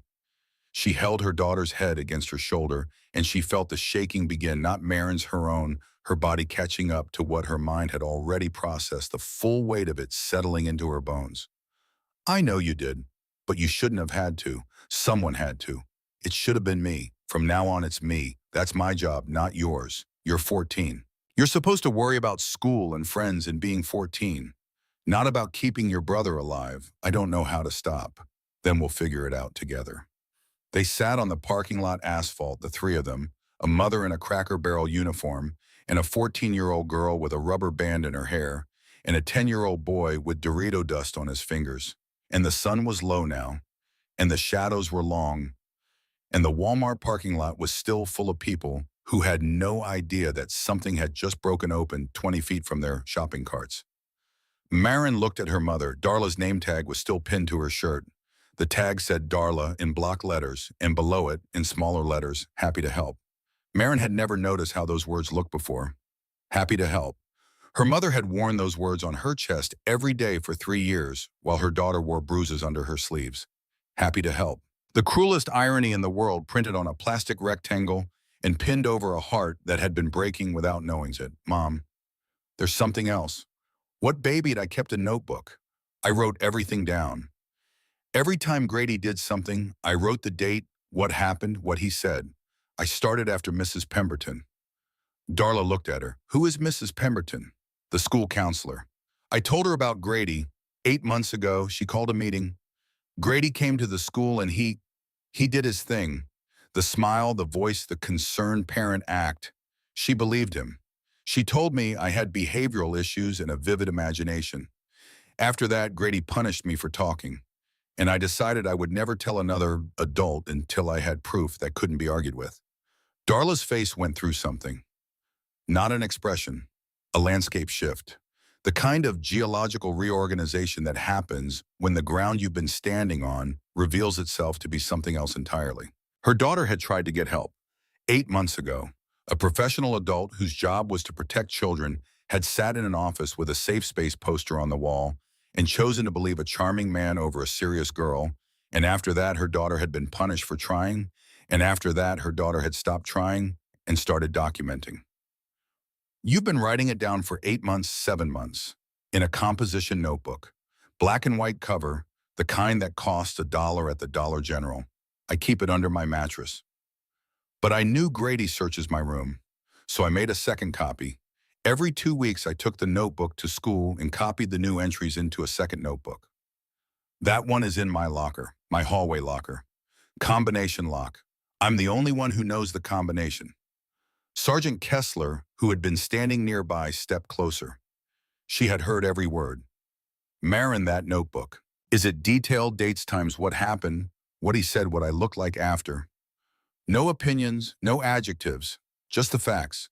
Because I learned that opinions can be called imagination. But dates and facts are harder to argue with. Kessler looked at her partner. The partner looked back. In 15 years of patrol, Kessler had seen a lot of things. She had seen adults with law degrees fail to maintain the kind of documentation that a 14-year-old girl had built with a dollar notebook in a school locker. She had seen cases fall apart because there was no record, no dates, no specifics, just the word of a child against the word of an adult. And she was standing in a Walmart parking lot looking at a girl who had solved that problem at the age of 13 because a guidance counselor had taught her unintentionally the most important lesson of her life. Words aren't enough. Paper is. We need that notebook, Kessler said. Both copies. The one under my mattress might be gone. Marin said it without emotion. He searches my room. If he went home after he ran, he might have found it. But that's the old one. I stopped updating it 2 months ago. The complete one is at the school. Kessler's radio crackled. She stepped away, spoke into it, stepped back. Marin, you said if he went home, he might have found the notebook under your mattress. Do you think that's where he went? Marin thought of Maud's. She thought about it the way she thought about everything related to Grady, systematically running the scenario through the model she had built of his behavior over 2 years of observation. He knows about the notebook. I don't know how. But he searches my room. He's looked through my backpack, my drawers, my closet. He's methodical about it. He puts things back, but not exactly right. I can always tell. If he ran from the Walmart and he knows the police are coming, the first thing he'll do is protect himself. And the thing he needs to get rid of is the notebook. So yes, I think he went home. She was 14. She was sitting on a parking lot with Dorito dust on her brother's fingers and a rubber band in her hair, and she had just profiled the behavioral pattern of her abuser with the accuracy of a forensic analyst, because she'd had no choice but to become one. At 5:51 p.m., South Charleston PD dispatched a unit to Darla Braden's duplex on the south side. The officers arrived 7 minutes later. The front door was open, not unlocked. Open. The frame near the deadbolt showed fresh splinters where someone had shouldered it in. Inside the duplex was a mess. Specifically, Marin's room was a mess. The mattress was off the bed, flipped against the wall. The drawers were pulled out and upside down on the floor. The closet had been emptied, clothes and shoes and school binders scattered across the carpet. Grady Prescott was in the room. He was on his knees next to the bed frame, pulling at the box spring when the officers came through the bedroom door. He had a black and white composition notebook in his left hand, the one from under the mattress, the old one. The one Marin had stopped updating 2 months ago because she had learned to keep the real records somewhere he could never reach. He looked up at the officers with the expression of a man who had just realized that the 14-year-old girl he had underestimated for 2 years was smarter than him, had always been smarter than him, had been smarter than him from the moment she sat in Mrs. Pemberton's office and watched a guidance counselor choose a man's smile over a girl's truth, and decided at 13 years old that she would build a case so thorough, so meticulous, so grounded in dates and facts, in the cold architecture of evidence, that no one would ever be able to choose the smile again. He had the old notebook. She had the complete one. And it was in a school locker with a combination lock, and he had never known it existed. Grady Prescott was arrested at 5:58 p.m. by being in the bedroom of a 14-year-old girl whose mattress he had torn off the bed, looking for evidence that she had been too smart to leave there. The charges were listed methodically the way Marin would have appreciated. 2 counts of assault on a minor, child endangerment, fleeing the scene of an active investigation, unlawful entry, destruction of property. He was handcuffed on the floor of Marin's room, surrounded by the scattered contents of her life, her school binders and her shoes and her clothes, and the officer who cuffed him later said that the man didn't fight, didn't resist, didn't say a word. He just kept looking at the composition notebook in the evidence bag like he couldn't understand how a dollar notebook and a girl with no power had beaten him. It hadn't been the notebook that beat him, it had been the girl. The notebook was just the weapon she had built, because every other weapon available to her, her voice, her honesty, her willingness to tell an adult the truth, had been taken away. Back at the Walmart, Flint was standing by his truck. Kedge was next to him, arms crossed, quiet. Briggs was sitting on his bike with his helmet on the tank. Rowan was leaning against his bike, thumbs hooked in his belt loops. None of them were talking. 4 men who had built lives out of being loud and taking up space, standing silent in a Walmart parking lot while a mother held her children on the ground. There was nothing to say, not because there were no words, but because the words that existed were too small for what they had witnessed. A 10-year-old boy running for help, a 14-year-old girl who had stayed behind, a system built by a child because the adults in her life had failed to build one for her. Kedge looked at Flint. The 2 men had known each other for 12 years, ridden together in heat and rain, and that one January ride to Beckley that they both agreed was the worst idea anyone had ever had. They had buried a club brother together.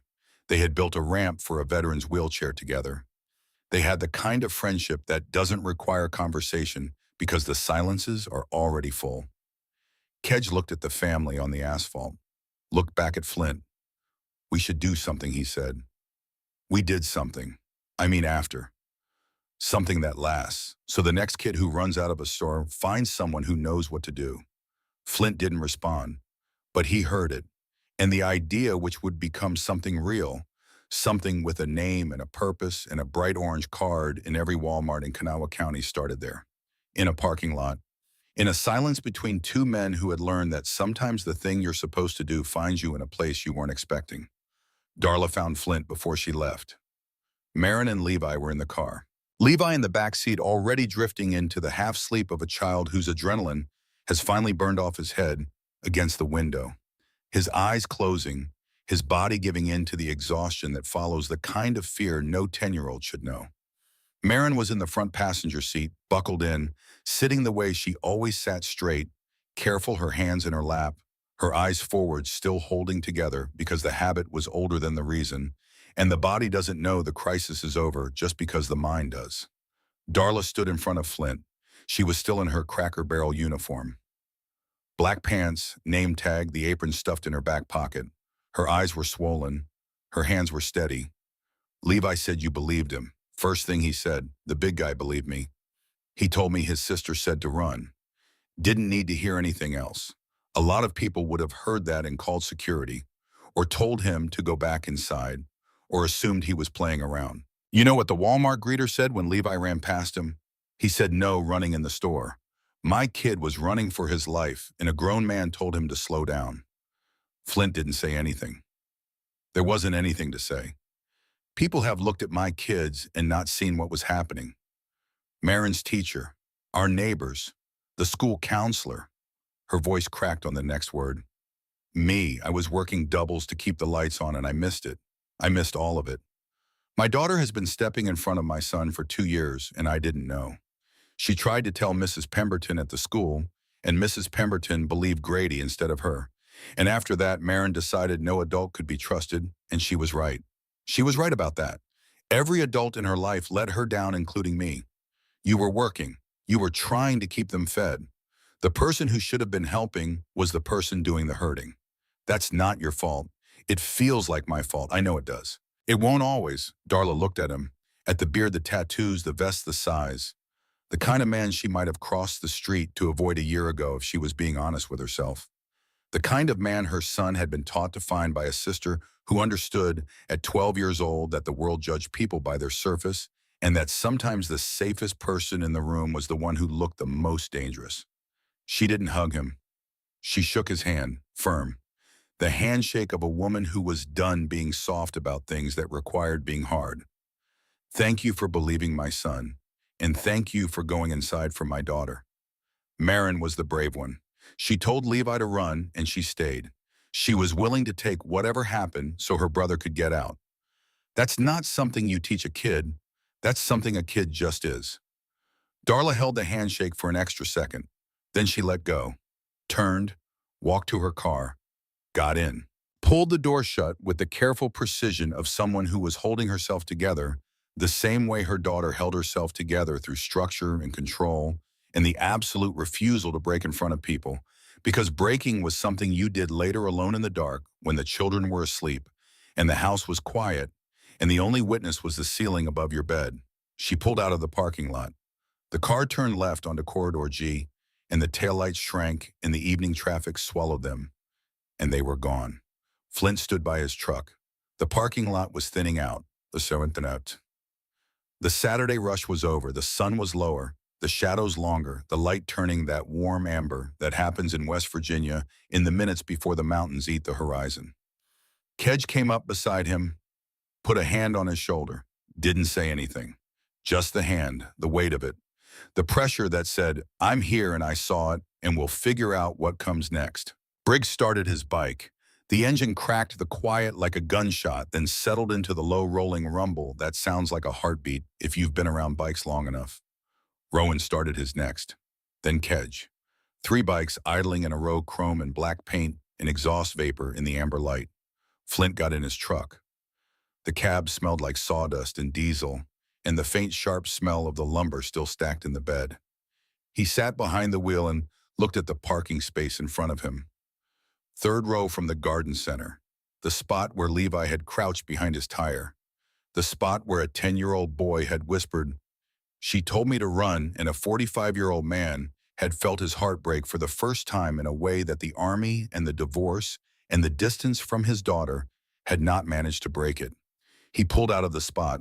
The three bikes fell in behind him. Four machines moving through the parking lot in a loose formation, past the garden center, past the cart corral, past the front entrance where the automatic doors opened and closed and opened and closed.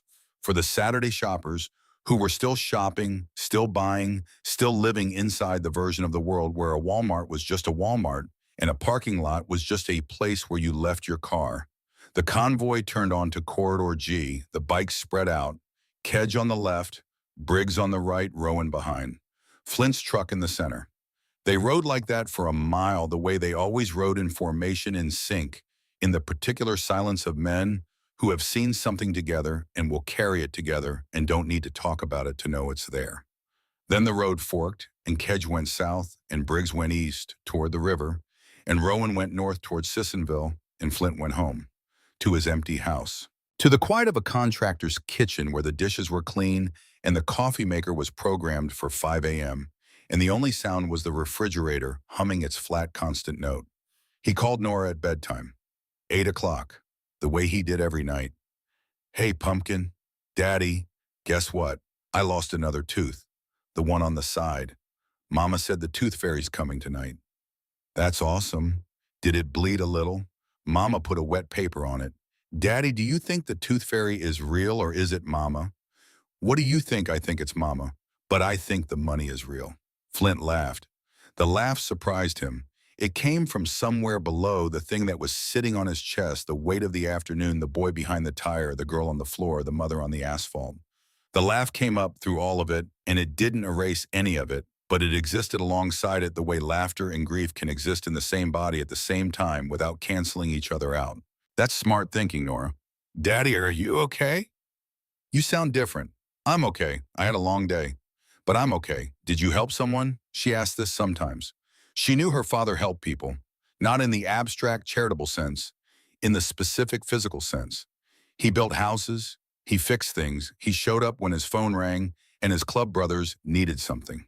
Nora had absorbed this about her father the way children absorb the core truths of their parents, not through explanation, but through observation.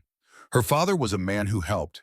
It was as fundamental to her understanding of him as his beard and his truck and his bedtime voice. "Yeah, Pumpkin. I helped someone today." "Good. Mama says helping is the best thing. Your mama's right." He said goodnight, set the phone on the kitchen counter, stood in the quiet of his house, and thought about a 14-year-old girl who had been helping her brother for 2 years and nobody had helped her. And she had not complained, had not stopped, had not broken, had simply built a system and maintained it with the discipline of someone who understood that nobody was coming, and that nobody was coming was not a reason to stop. She had kept a notebook, a dollar composition notebook from the Dollar General. She had written in it for 7 months. She had made a second copy and locked it in her school locker because she knew that the man who hurt her also searched her room. And she had been right because when the police found him, he was on his knees in her bedroom with the old notebook in his hand, and the real one was in a locker he didn't know about. 14 years old. And she had outthought him. She had outthought the school counselor. She had outthought every adult who had chosen comfort over truth. She had built a case alone in silence with a dollar notebook and a combination lock, and when the moment came, the case was there. Complete, detailed, undeniable. Not because anyone had taught her how, because she had taught herself.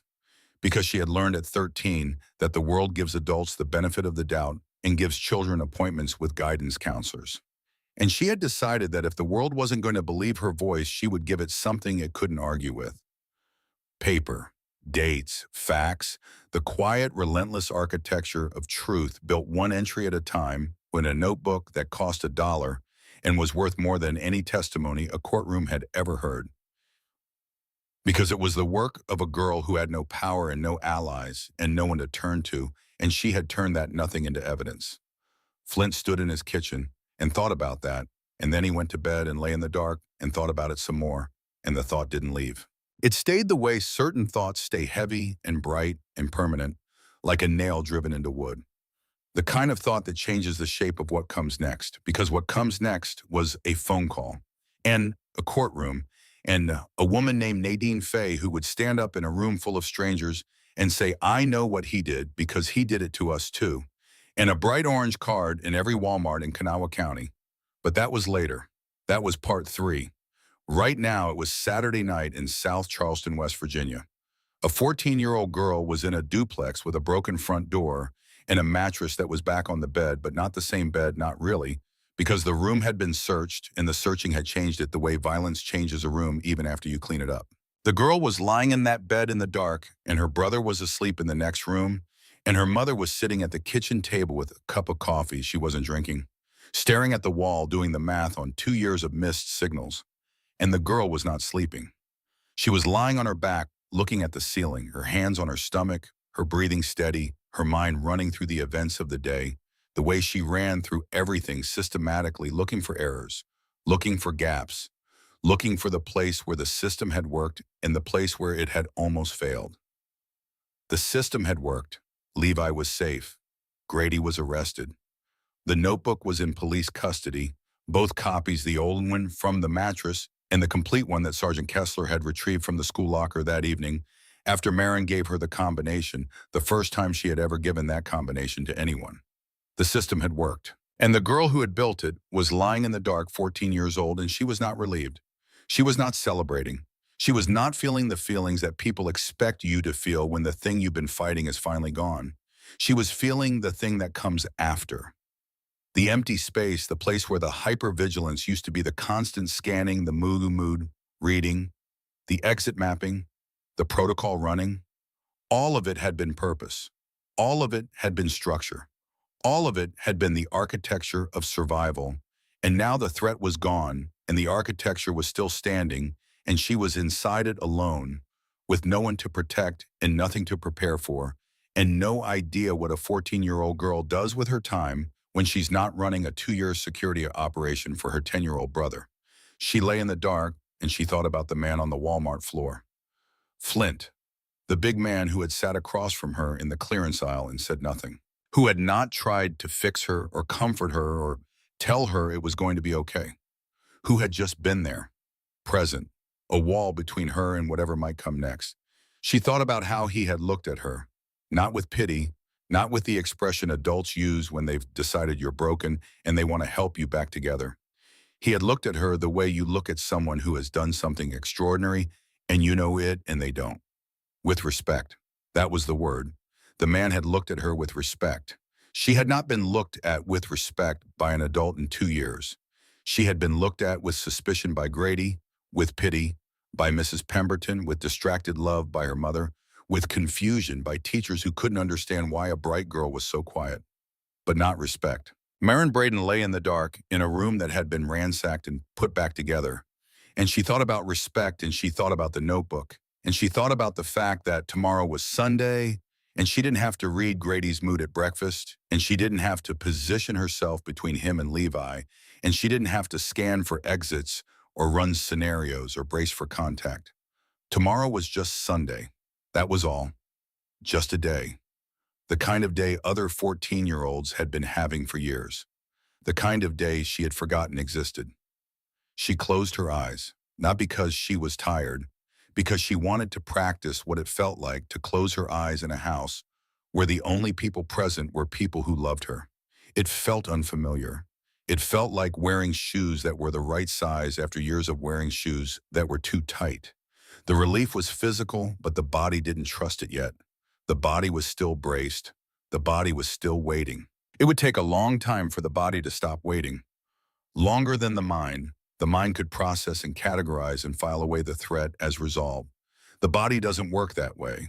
The body remembers in its own language, a language of flinch and tension, and the involuntary hardening of muscles when a door opens too fast or a voice rises too loud or a hand moves too quickly in the peripheral vision.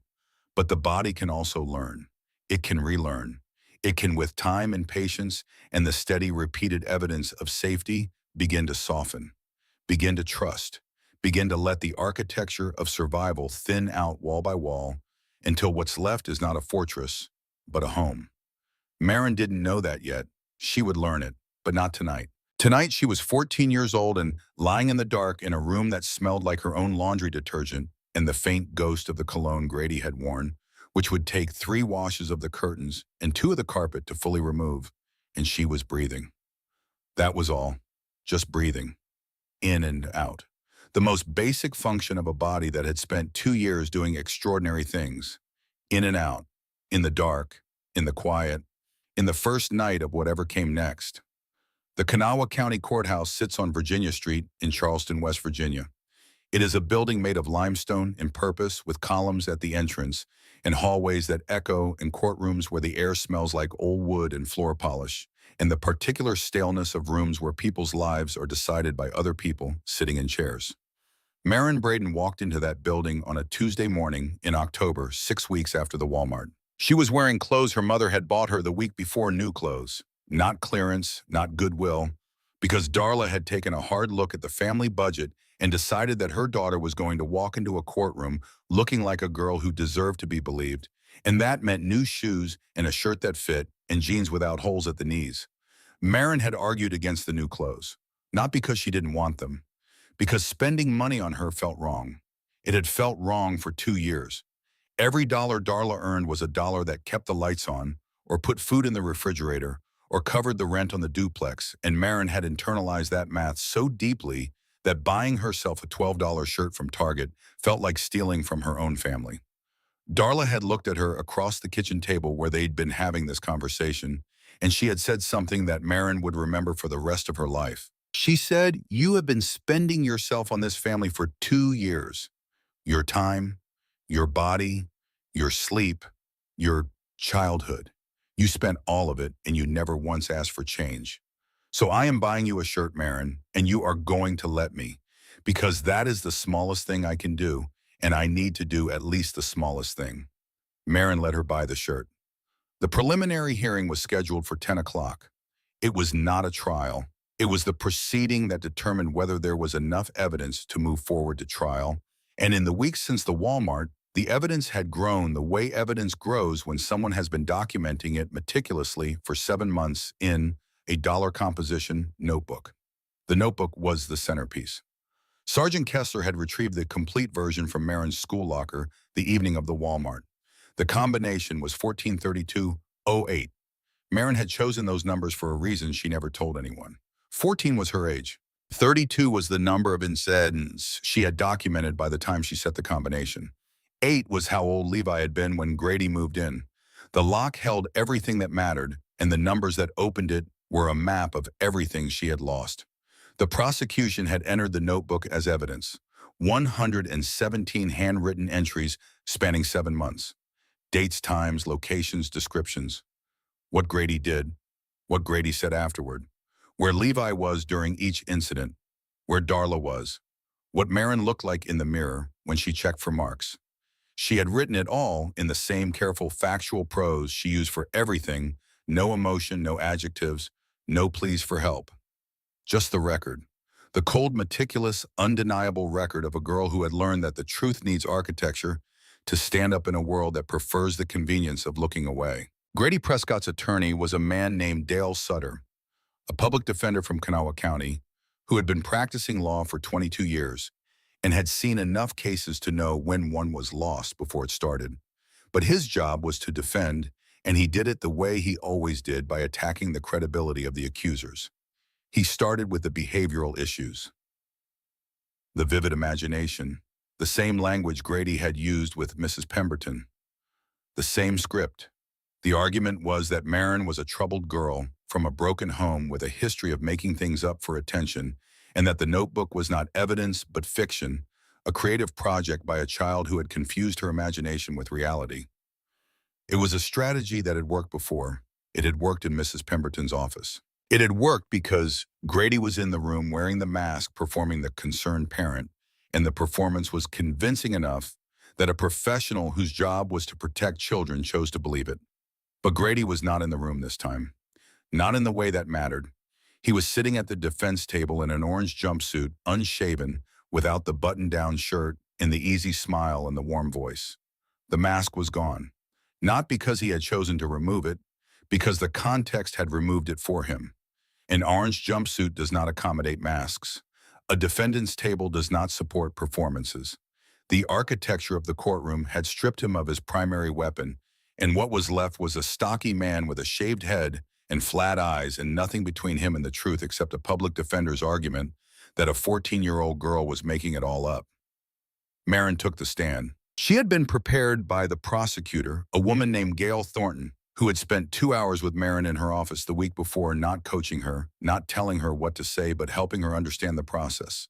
The questions that would come, the way the defense would try to rattle her, the importance of staying calm, staying factual, staying inside the architecture she had already built. Marin didn't need the coaching. She had been calm and factual for 2 years. It was the only mode she had. She sat in the witness chair, which was too big for her the way most adult furniture is too big for a 14-year-old, and she answered the prosecutor's questions the way she had written the notebook. Dates, times, what happened, what he said, where Levi was, where her mother was, what she did to protect her brother, how she learned to read Grady's moods, how she built the system, how she tried to tell Mrs. Pemberton, how Mrs. Pemberton believed Grady, how she started the notebook that night in bed in the dark with a pen and a composition book, and the decision that if adults wouldn't believe her voice, she would give them something they couldn't argue with. The courtroom was quiet, not the quiet of boredom, the quiet of people listening. The judge, the attorneys, the clerk, the handful of observers in the gallery, all of them watching this girl in her new Target shirt and her ponytail, this girl who was speaking in a voice that had no tremor in it because she had trained the tremor out of herself the way athletes train weaknesses out of their stride. The defense attorney began his cross-examination. He was gentle at first, the way lawyers are gentle when they're approaching a child witness, because juries and judges notice when an adult is aggressive with a kid, and the optics matter as much as the substance. Marin, you have a pretty active imagination, don't you? No, sir. Your teachers have said you're creative. You write stories for class. I write essays. I don't write fiction.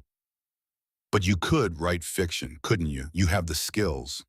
Marin looked at him, not with defiance, with the quiet patience of someone who has been underestimated before and has learned to let the underestimation work in her favor. I could write fiction, but I didn't. The notebook has dates. The dates match calendar events, school holidays, my mother's work schedule. I wrote that we went to Golden Corral on March 15th. My mother's bank statement shows a charge at Golden Corral on March 15th. I wrote that Grady picked us up from school early on April 7th. The school has a sign-out record for April 7th with his signature. Every entry in that notebook can be verified by something other than my word. I didn't make it that way by accident. Sutter paused. The pause was the legal equivalent of a man who has stepped on something unexpected and is looking down to see what it is. He had expected a 14-year-old. He had gotten something else. He had gotten a girl who had spent 7 months building a document designed specifically to withstand the argument he was making, and she had built it at 13 alone in a room where the man she was documenting searched her belongings, and she had done it so well that a 22-year veteran of the Kanawha County Public Defender's Office was standing in a courtroom with nothing left to say. He moved on. He asked about the behavioral issues, about the claims Grady had made at the school meeting. Marin answered each one the same way, with facts, with dates, with the structural integrity of someone who had been stress testing her own credibility for months because she knew this moment was coming and she had prepared for it the way she prepared for everything, methodically, completely, without leaving gaps. Then the thing happened that nobody in the courtroom expected. Gail Thornton, the prosecutor, called a witness that was not on the original list. The defense objected. The judge allowed it after a brief sidebar. The courtroom doors opened and a woman walked in. She was in her early 30s, thin, brown hair cut short.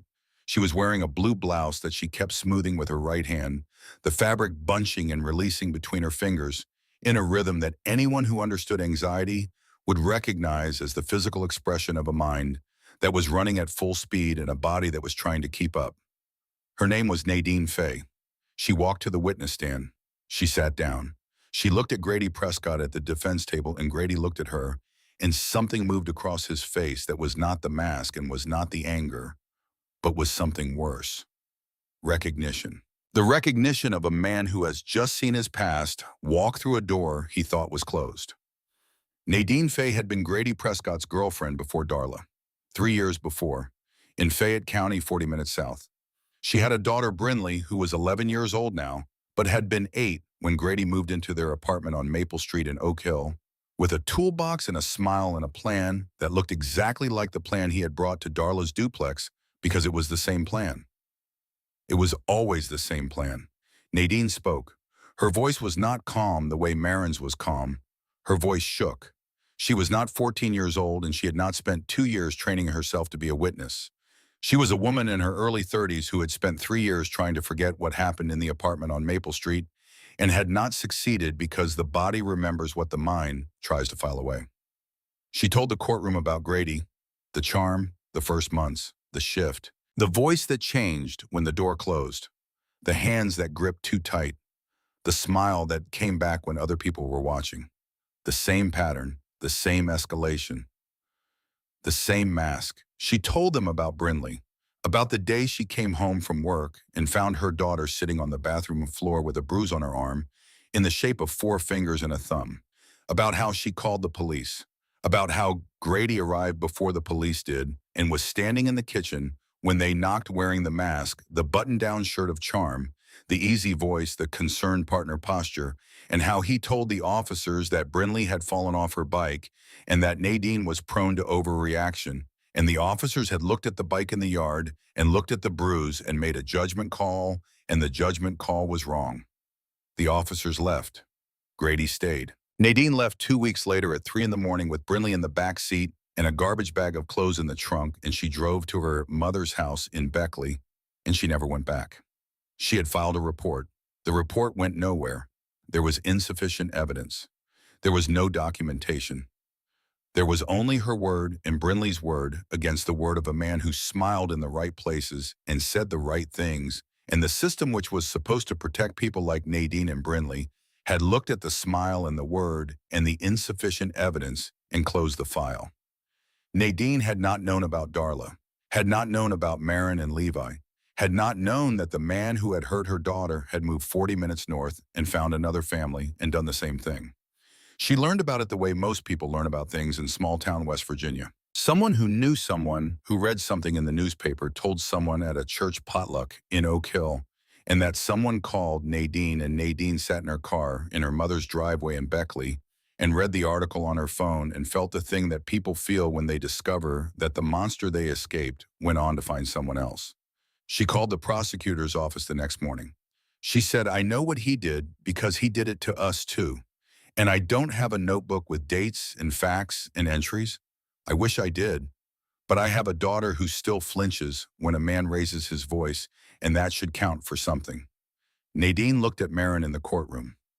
Marin was sitting in the gallery now, next to her mother, next to Levi, who was holding Darla's hand and swinging his feet because the bench was too tall for his legs to reach the floor. Nadine looked at this 14-year-old girl who had done the thing that she, an adult, had not been able to do. Build a record, document the pattern, create the evidence that turns a he said, she said into something that can't be argued with. That girl did what I couldn't, Nadine said, and her voice broke on the word girl because the word carried the weight of everything she wished she had done and hadn't. I didn't write anything down. I didn't keep records. I just ran. And because I didn't have proof, he walked. He walked and he found another family, and he did it again. This girl, this 14-year-old girl, sat in her room with a notebook, and she wrote down every single thing he did. And because she did that, he can't walk this time. She looked at Grady. He was looking at the table. Not at her, not at anyone. His hands were flat on the surface, his shoulders curled inward, the posture of a man whose architecture was collapsing in real time. Nadine Faye's testimony established pattern. It established that Grady Prescott was not a good man who had made a mistake with one family. He was a man who had a method, Charm, then control, then escalation.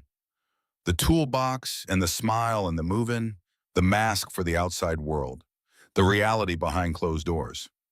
He had done it before. He was doing it again. And the only reason it stopped this time was because a 12-year-old girl had watched a guidance counselor choose a man's smile over a child's truth and decided that she would build a weapon the guidance counselor could not ignore. Grady Prescott pleaded guilty 4 weeks later. His attorney had advised a plea after the preliminary hearing, after the notebook, after Nadine, after the weight of the evidence made trial a guaranteed loss. The plea carried a sentence that reflected the pattern. This was not a single incident. This was a system, the same word Marin used for her protection protocols, except Grady's system was designed to destroy, and Marin's was designed to survive, and in the end, the survival system outlasted the destruction system because a dollar notebook turned out to be stronger than a practiced smile. Marin did not attend the sentencing. She did not want to see Grady again. She had seen enough of him to last several lifetimes, and the courtroom with its limestone columns and echoing hallways was a place she associated with the telling of a story she wanted to stop telling and start living past. Darla attended. She sat in the gallery and listened to the judge read the sentence, and she felt the weight of it settle into her chest. Not relief, not satisfaction, something heavier and more complicated. The weight of knowing that the system had worked eventually, but only because her daughter had forced it to work.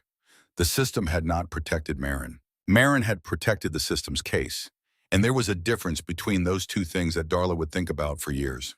She walked out of the courthouse into the November light. The air was cold and smelled like wet leaves and car exhaust. She stood on the steps and looked at the street and the traffic and the people walking past ordinary people on an ordinary Tuesday. And she thought about the word ordinary and how it had a different meaning now. Ordinary meant Grady was gone. Ordinary meant the front door locked properly because the landlord had replaced the frame that Grady had shouldered in. Ordinary meant Marin could leave a notebook on her desk without wondering if it would be there when she got home. Ordinary meant Levi could spill water at dinner without consequence.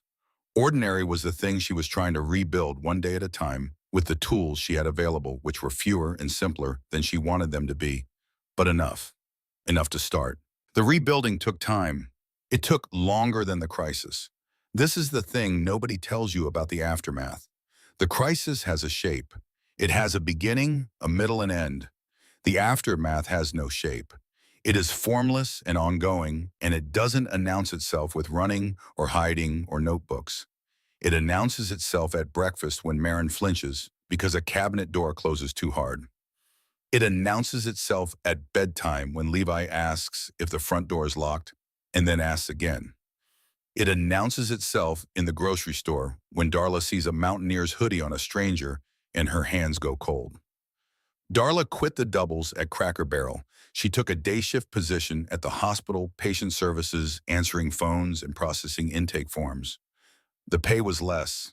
The hours were human. She was home by 5 every day, which meant she was there when Marin and Levi got home from school, which meant the duplex had a person in it who was supposed to be there, and that person was their mother, and her presence changed the air the way opening a window changes the air. Not a fix, a start. She said something about it once to a friend at church. The friend had asked how she was managing on less money. I used to think keeping the lights on was the most important thing, Darla said. It's not. Being home is. The lights don't matter if your kids are sitting in the dark. Levi started therapy in November. A woman named Dr. Klein, whose office was on the second floor of a building on Capitol Street that had a fish tank in the waiting room. Levi liked the fish tank. He liked the blue tang that hid behind the fake coral and came out when the room was quiet. He told Dr. Klein that the blue tang reminded him of himself, hiding until it felt safe, coming out when the noise stopped. The therapy took a year to show results that looked like results. For 12 months, the work was invisible. It happened in the spaces between the words, in the pauses where Levi sat on the couch in Dr. Klein's office and stared at the fish tank and let the silence do what silence does when it's held by someone who isn't trying to fill it. Slowly in increments so small they were measured in breaths rather than milestones. Levi stopped flinching when adults raised their voices. He stopped checking the front door 3 times before bed. He stopped sleeping with his shoes on, which was a thing he had been doing for 2 years, because Marin had taught him to be ready to run, and the readiness had become a habit, and the habit had become a symptom. He still talked about the truck, in therapy, in school essays, in conversations with Flint when the Elk River Iron came around for community events, which they did more frequently now because the club had decided in the way that motorcycle clubs decide things collectively without a vote, through the consensus of men who recognize a moment that requires action, that the Braden family was part of their territory now, not their property, their responsibility. Levi talked about the truck the way people talk about landmarks. The tire was warm from the sun.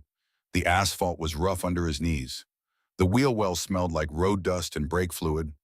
The lumber in the truck bed smelled like sawdust, and underneath that diesel from the tailpipe, and underneath that something else, something he couldn't name but associated with safety. He told Dr. Klein that the 5 minutes behind the tire were the bridge. That's the word he used. Bridge. He said everything before the truck was one thing, and everything after the truck was another thing, and the 5 minutes behind the tire was the bridge between them. He told Flint the same thing at a club cookout the following spring. The Elk River Iron held cookouts at Kedge's property, a 3-acre lot outside of Charleston, with a barn and a fire pit and enough parking for the bikes and a view of the Elk River that looked like something from a postcard if you ignored the chemical plant on the opposite bank. I picked your truck because it was the biggest thing in the parking lot, Levi said. He was holding a hot dog in one hand and a can of grape soda in the other, and he was sitting on a log next to the fire pit with the casual ease of a boy who was comfortable around large men with beards and tattoos, which was a comfort that had been earned in a Walmart parking lot and reinforced at every cookout and every community event, and every time one of the Elk River brothers showed up at a school function or a track meet and stood in the back row like a wall that nothing bad could get past. Marin taught me. She said if you need help, find the biggest person you can. She said big people are harder to argue with. What if it had been some little Honda, Flint asked?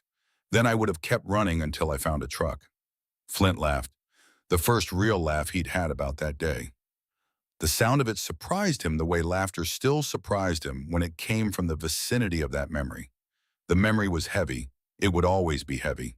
But the laugh existed alongside it now the way wildflowers grow in places where the soil has been disturbed. Not because of the disturbance, in spite of it, smart kid Flint said. Marin taught me, Levi said again. Because for Levi, every good decision he had made on that Saturday afternoon traced back to the same source. His sister, the girl who had taught him to run, the girl who had taught him to find the biggest thing, the girl who had stayed behind so he could get out. The Elk River Iron MC launched the program in January, 8 months after the Walmart. They called it Run and Tell, which were the words Marin had said to Levi, and the words Levi had carried into the parking lot, and the words that had started everything. The program was simple in the way that the best things are simple. Bright orange information cards the size of a business card printed on thick stock with rounded corners. The cards were placed in Walmart's grocery stores, gas stations, laundromats, and parking lots across Kanawha County. They were tucked into community bulletin boards and taped to bathroom mirrors and slipped into the plastic holders on shopping cart handles. The front of the card read, "If a child runs to you." Below that, 4 words each on its own line. Stop, listen, believe. Call 911. And at the bottom in smaller text, you might be the only adult who does. Kedge had the idea. Flint funded the first print run. Briggs and Rowan handled distribution. The design was Kedge's wife, who worked in graphic design and donated her time. But the words on the card were Marin's. She had written them at the kitchen table on a Tuesday evening in December. Darla was making dinner. Levi was doing homework at the other end of the table, his pencil scratching in the quiet, his blue tang concentration face on tongue between his teeth. Flint had called that afternoon and asked Marin if she wanted to help with the wording. He hadn't asked out of politeness. He had asked because he understood something that most adults don't understand about children who have survived what Marin survived. They don't need to be rescued. They need to be useful. They need to know that the thing they went through produced something other than damage. They need to see their experience converted into action, because action is the antidote to helplessness. And helplessness is the thing that lingers longest after the crisis is over. Marin had sat with a piece of notebook paper, the lined kind, and she had written several versions. Flint had suggested language about recognizing signs of abuse, about calling hotlines, about being vigilant. Marin had crossed all of it out. That's too much, she said. If there's too much information, people won't read it. They'll look at it and feel overwhelmed and put it back. It has to be simple. 4 things. Stop, listen, believe, call. That's it. That's what I needed someone to do. Nobody stopped. Nobody listened. Mrs. Pemberton didn't believe me. Nobody called. She wrote the bottom line last. You might be the only adult who does. She had stared at that line for a long time before she showed it to anyone because the line was not about other children. The line was about her. She had been the child that adults walked past, the child that a guidance counselor dismissed, the child that an entire Walmart full of Saturday shoppers had failed to see. And the line was her way of saying that to the world without saying it about herself. The cards went out in January. By March, there were 6,000 in circulation across Kanawha County. By June, a teacher in Putnam County requested a box for her school. By September, the program had been featured in a local news segment, and a nonprofit in Cabell County had adapted the card for their own distribution. The bright orange cards, the color of traffic cones, the color of warning, the color of the vests that crossing guards wear began showing up in places Marin had never been held, by people she would never meet, read by adults who might someday stop and listen and believe and call. She didn't talk about the cards much. She didn't talk about the Walmart much. She didn't talk about Grady at all. She was 14, then 15, then 16. And the thing she talked about, the thing she thought about, the thing she organized her life around was running. Not the running she had done before. Not the running that meant something was wrong. A different kind of running. The kind that happened on a track in lanes with a number pinned to your jersey and a starting block under your feet and a finish line that you could see from the moment the gun went off. She joined the track team at South Charleston High in her sophomore year. She ran the 400 meters, or the quarter mile. 400 meters of controlled speed, the race that coaches call the hardest event in track because it is not a sprint and it is not a distance race. It is the race that lives in the space between those two things. It requires speed and endurance and the ability to pace yourself through pain and come out the other side still running. Her coach was a man named Duval. He had been coaching track at South Charleston for 9 years, and he had seen a lot of runners, talented runners, fast runners, dedicated runners. He had not seen a runner like Marin. She didn't have the longest stride or the fastest start. What she had was discipline that looked like something else. It looked like practice, but it wasn't practice, not the kind that happens on a track. It was the discipline of a girl who had spent 2 years managing her body's response to fear, controlling her breathing, controlling her movement, controlling the pace at which she moved through dangerous spaces. The skills that had kept her alive in a duplex with Grady Prescott translated directly, almost perfectly, to the skills required to run 400 meters at full capacity without breaking form. She never complained during training. She never quit a rep. She never slowed in the final 100 meters when every other runner's form broke down, when the lactic acid hit and the legs went heavy and the lungs screamed and the body said stop. Marin did not stop. She had been trained by 2 years of something far worse than interval workouts to push through the moment when the body says stop, because stopping had never been an option. Where do you learn to push through pain like that? Coach Duval asked her once after a practice where she had run 8 400-meter repeats without a single rep slower than 68 seconds. The other girls were bent over, hands on knees, gasping. Marin was standing upright, breathing hard, but controlled her ponytail, swinging her face, showing effort but not surrender. Practice, she said. And she didn't mean track practice. But Duval didn't know that, and she didn't explain, because the explanation belonged to a part of her life that she was building a wall around, not to hide it, but to contain it, to keep it in its place so it didn't leak into the parts of her life that she was building new. The regional meet was in April, spring in West Virginia, which means unpredictable. The morning started cold, 42 degrees, the kind of cold that makes you question the concept of outdoor sports.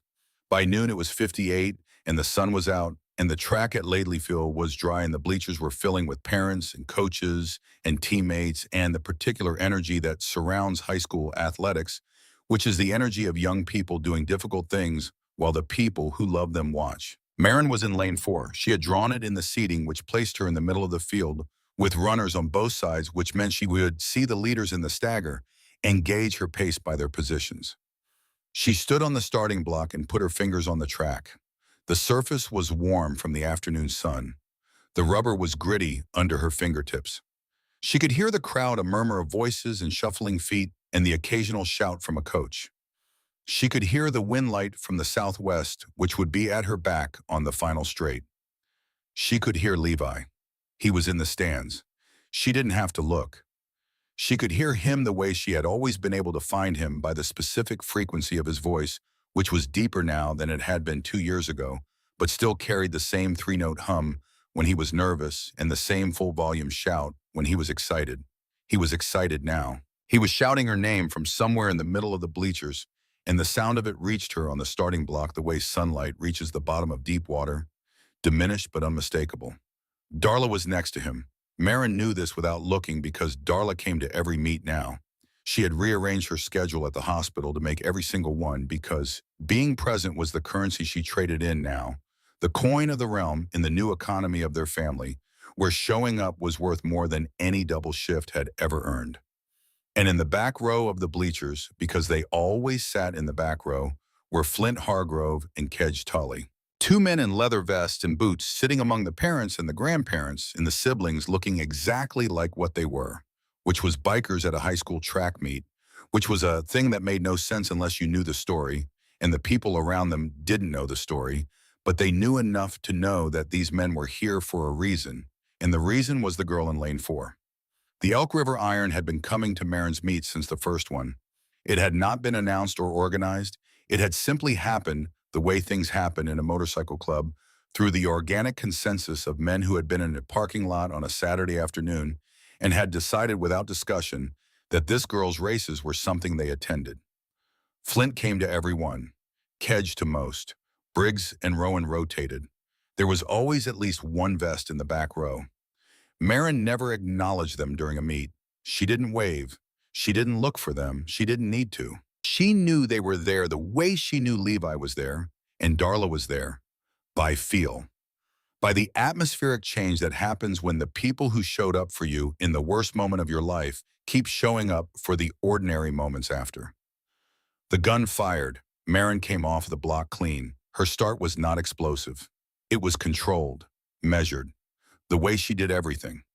She hit the first curve at a pace that was faster than her usual opening, and Coach Duvall, standing at the 200-meter mark with a stopwatch, raised his eyebrows because the split was 62, and she usually ran 65 through the first half. She hit the back straight, 200 meters. The point in the 400 where most runners are still comfortable, still running within themselves, still holding form. Marin was holding form. Her arms were pumping in tight, efficient arcs. Her stride was long but not overextended. Her breathing was rhythmic. She came through the final curve, 300 meters. This is where the race happens. This is where the lactic acid arrives like an uninvited guest and sits on your legs and your lungs and your will. This is where runners start to break. Their shoulders rise, their arms flail, their stride shortens, and their feet start slapping the track instead of driving off it. This is the 100 meters that separates the disciplined from the talented, the trained from the gifted. Marin did not break. She came off the final curve and into the home straight, and she was in the lead 3 meters clear of the girl in lane 5, and her form was intact. Arms tight, stride long, eyes on the finish line, which was 70 meters away, then 50, then 30, and the crowd was on its feet because the people in the stands could see what was happening. They could see a girl running the last 100 meters of a quarter mile without breaking form, without slowing, without the visible suffering that every other runner in the field was displaying, and they didn't know why, and it didn't matter why, because the why was hers and the running was theirs to watch. And what they were watching was a 16-year-old girl crossing a finish line 3 full seconds ahead of the field. 3 seconds. In the 400 meters, 3 seconds is a lifetime. 3 seconds is dominance. 3 seconds is the margin of a runner who was not in a race with the other girls on the track, but was in a race with something else, something internal, something that had been chasing her for 4 years, and that she had finally, on a warm April afternoon at Laidley Field, outrun. She crossed the line, slowed, bent at the waist with her hands on her knees, breathed. The air was warm and tasted like rubber and sweat and the particular sweetness of cut grass from the infield. Levi was screaming her name from the bleachers. Not the three-note hum, the full-volume 12-year-old uninhibited shout of a brother who had watched his sister do something extraordinary and wanted the entire state of West Virginia to know about it. Darla was standing next to him, her hand over her mouth, crying the way mothers cry at track meets, not because the race was fast, but because the girl who ran it was her daughter. And her daughter was running, and the running meant something different now than it had meant before. In the back row, Flint sat with his arms on his knees, watching. Kedge was next to him, clapping the slow, heavy clap of a man whose hands are the size of dinner plates. They didn't shout. They didn't need to. Their presence was the statement. After the race, a reporter from the Charleston Gazette-Mail found Marin near the concession stand. She was drinking water and stretching and doing the post-race routine that Coach Duval required of all his runners. The reporter was young mid-20s with a notebook and a voice recorder. She had been covering the regional meet, and she had seen the 3-second margin, and she wanted to know about the girl who had run the 400 like she was being chased by something nobody else could see. Marin, that was an incredible race. What does running mean to you? Marin thought about the question. She stood there with the water bottle in her hand and the April sun on her face, and the sound of Levi's voice still ringing somewhere in the back of her hearing, and she thought about what running meant. When I was 12, running meant something was wrong. She said it simply, without drama, without the cinematic pause that a different person might have inserted for effect. She said it the way she said everything, as a fact, as a piece of the record, as a date and a time and a thing that happened. Now it means I'm fast. That's it. I'm just fast. The reporter wrote it down. She didn't know the full weight of what she had written. She didn't know about the Walmart or the tire or the notebook or the school counselor who chose a smile over a truth. She just wrote down the words because the words were good, and the girl who said them was fast, and the story would run in tomorrow's sports section with a photo of a 16-year-old girl crossing a finish line with 3 seconds of daylight between her and the next runner. But the words were more than a quote. They were a translation. They were the conversion of 4 years of surviving into 2 sentences that contained everything and explained nothing because the explanation was private and the running was public. And Marin had learned a long time ago that you could give the world the result without giving it the reason. When I was 12, running meant something was wrong. Now it means I'm fast. That was her story, the whole thing. From the Walmart to the courtroom to the track. From the girl holding a shopping basket like a shield to the girl holding a water bottle after a regional title. From the girl who told her brother to run to the girl who ran for herself. Flint still parked in the same spot every time he went to that Walmart. Same row, third from the garden center. Near the spot where a boy had crouched behind his tire on a Saturday afternoon and said the words that changed the direction of the day, and it turned out the direction of several lives. He didn't park there because he was looking for another kid. He wasn't standing guard. He wasn't running surveillance. He parked there because the spot reminded him of something he didn't want to forget. The biggest thing in a parking lot isn't always a truck. Sometimes it's the moment you decide to believe a scared kid instead of walking past. Sometimes it's a dollar notebook in a school locker. Sometimes it's a 14-year-old girl who told her brother to run and then stayed behind, not because she was brave in the way that movies show bravery with music and slow motion and the guarantee of a happy ending, but brave in the way that real people are brave, quietly, painfully, without an audience, without a plan for themselves, with nothing but the decision that someone smaller was going to be safe no matter what it cost. Marin Braden was fast now, that's all, just fast. And that was enough. That was everything.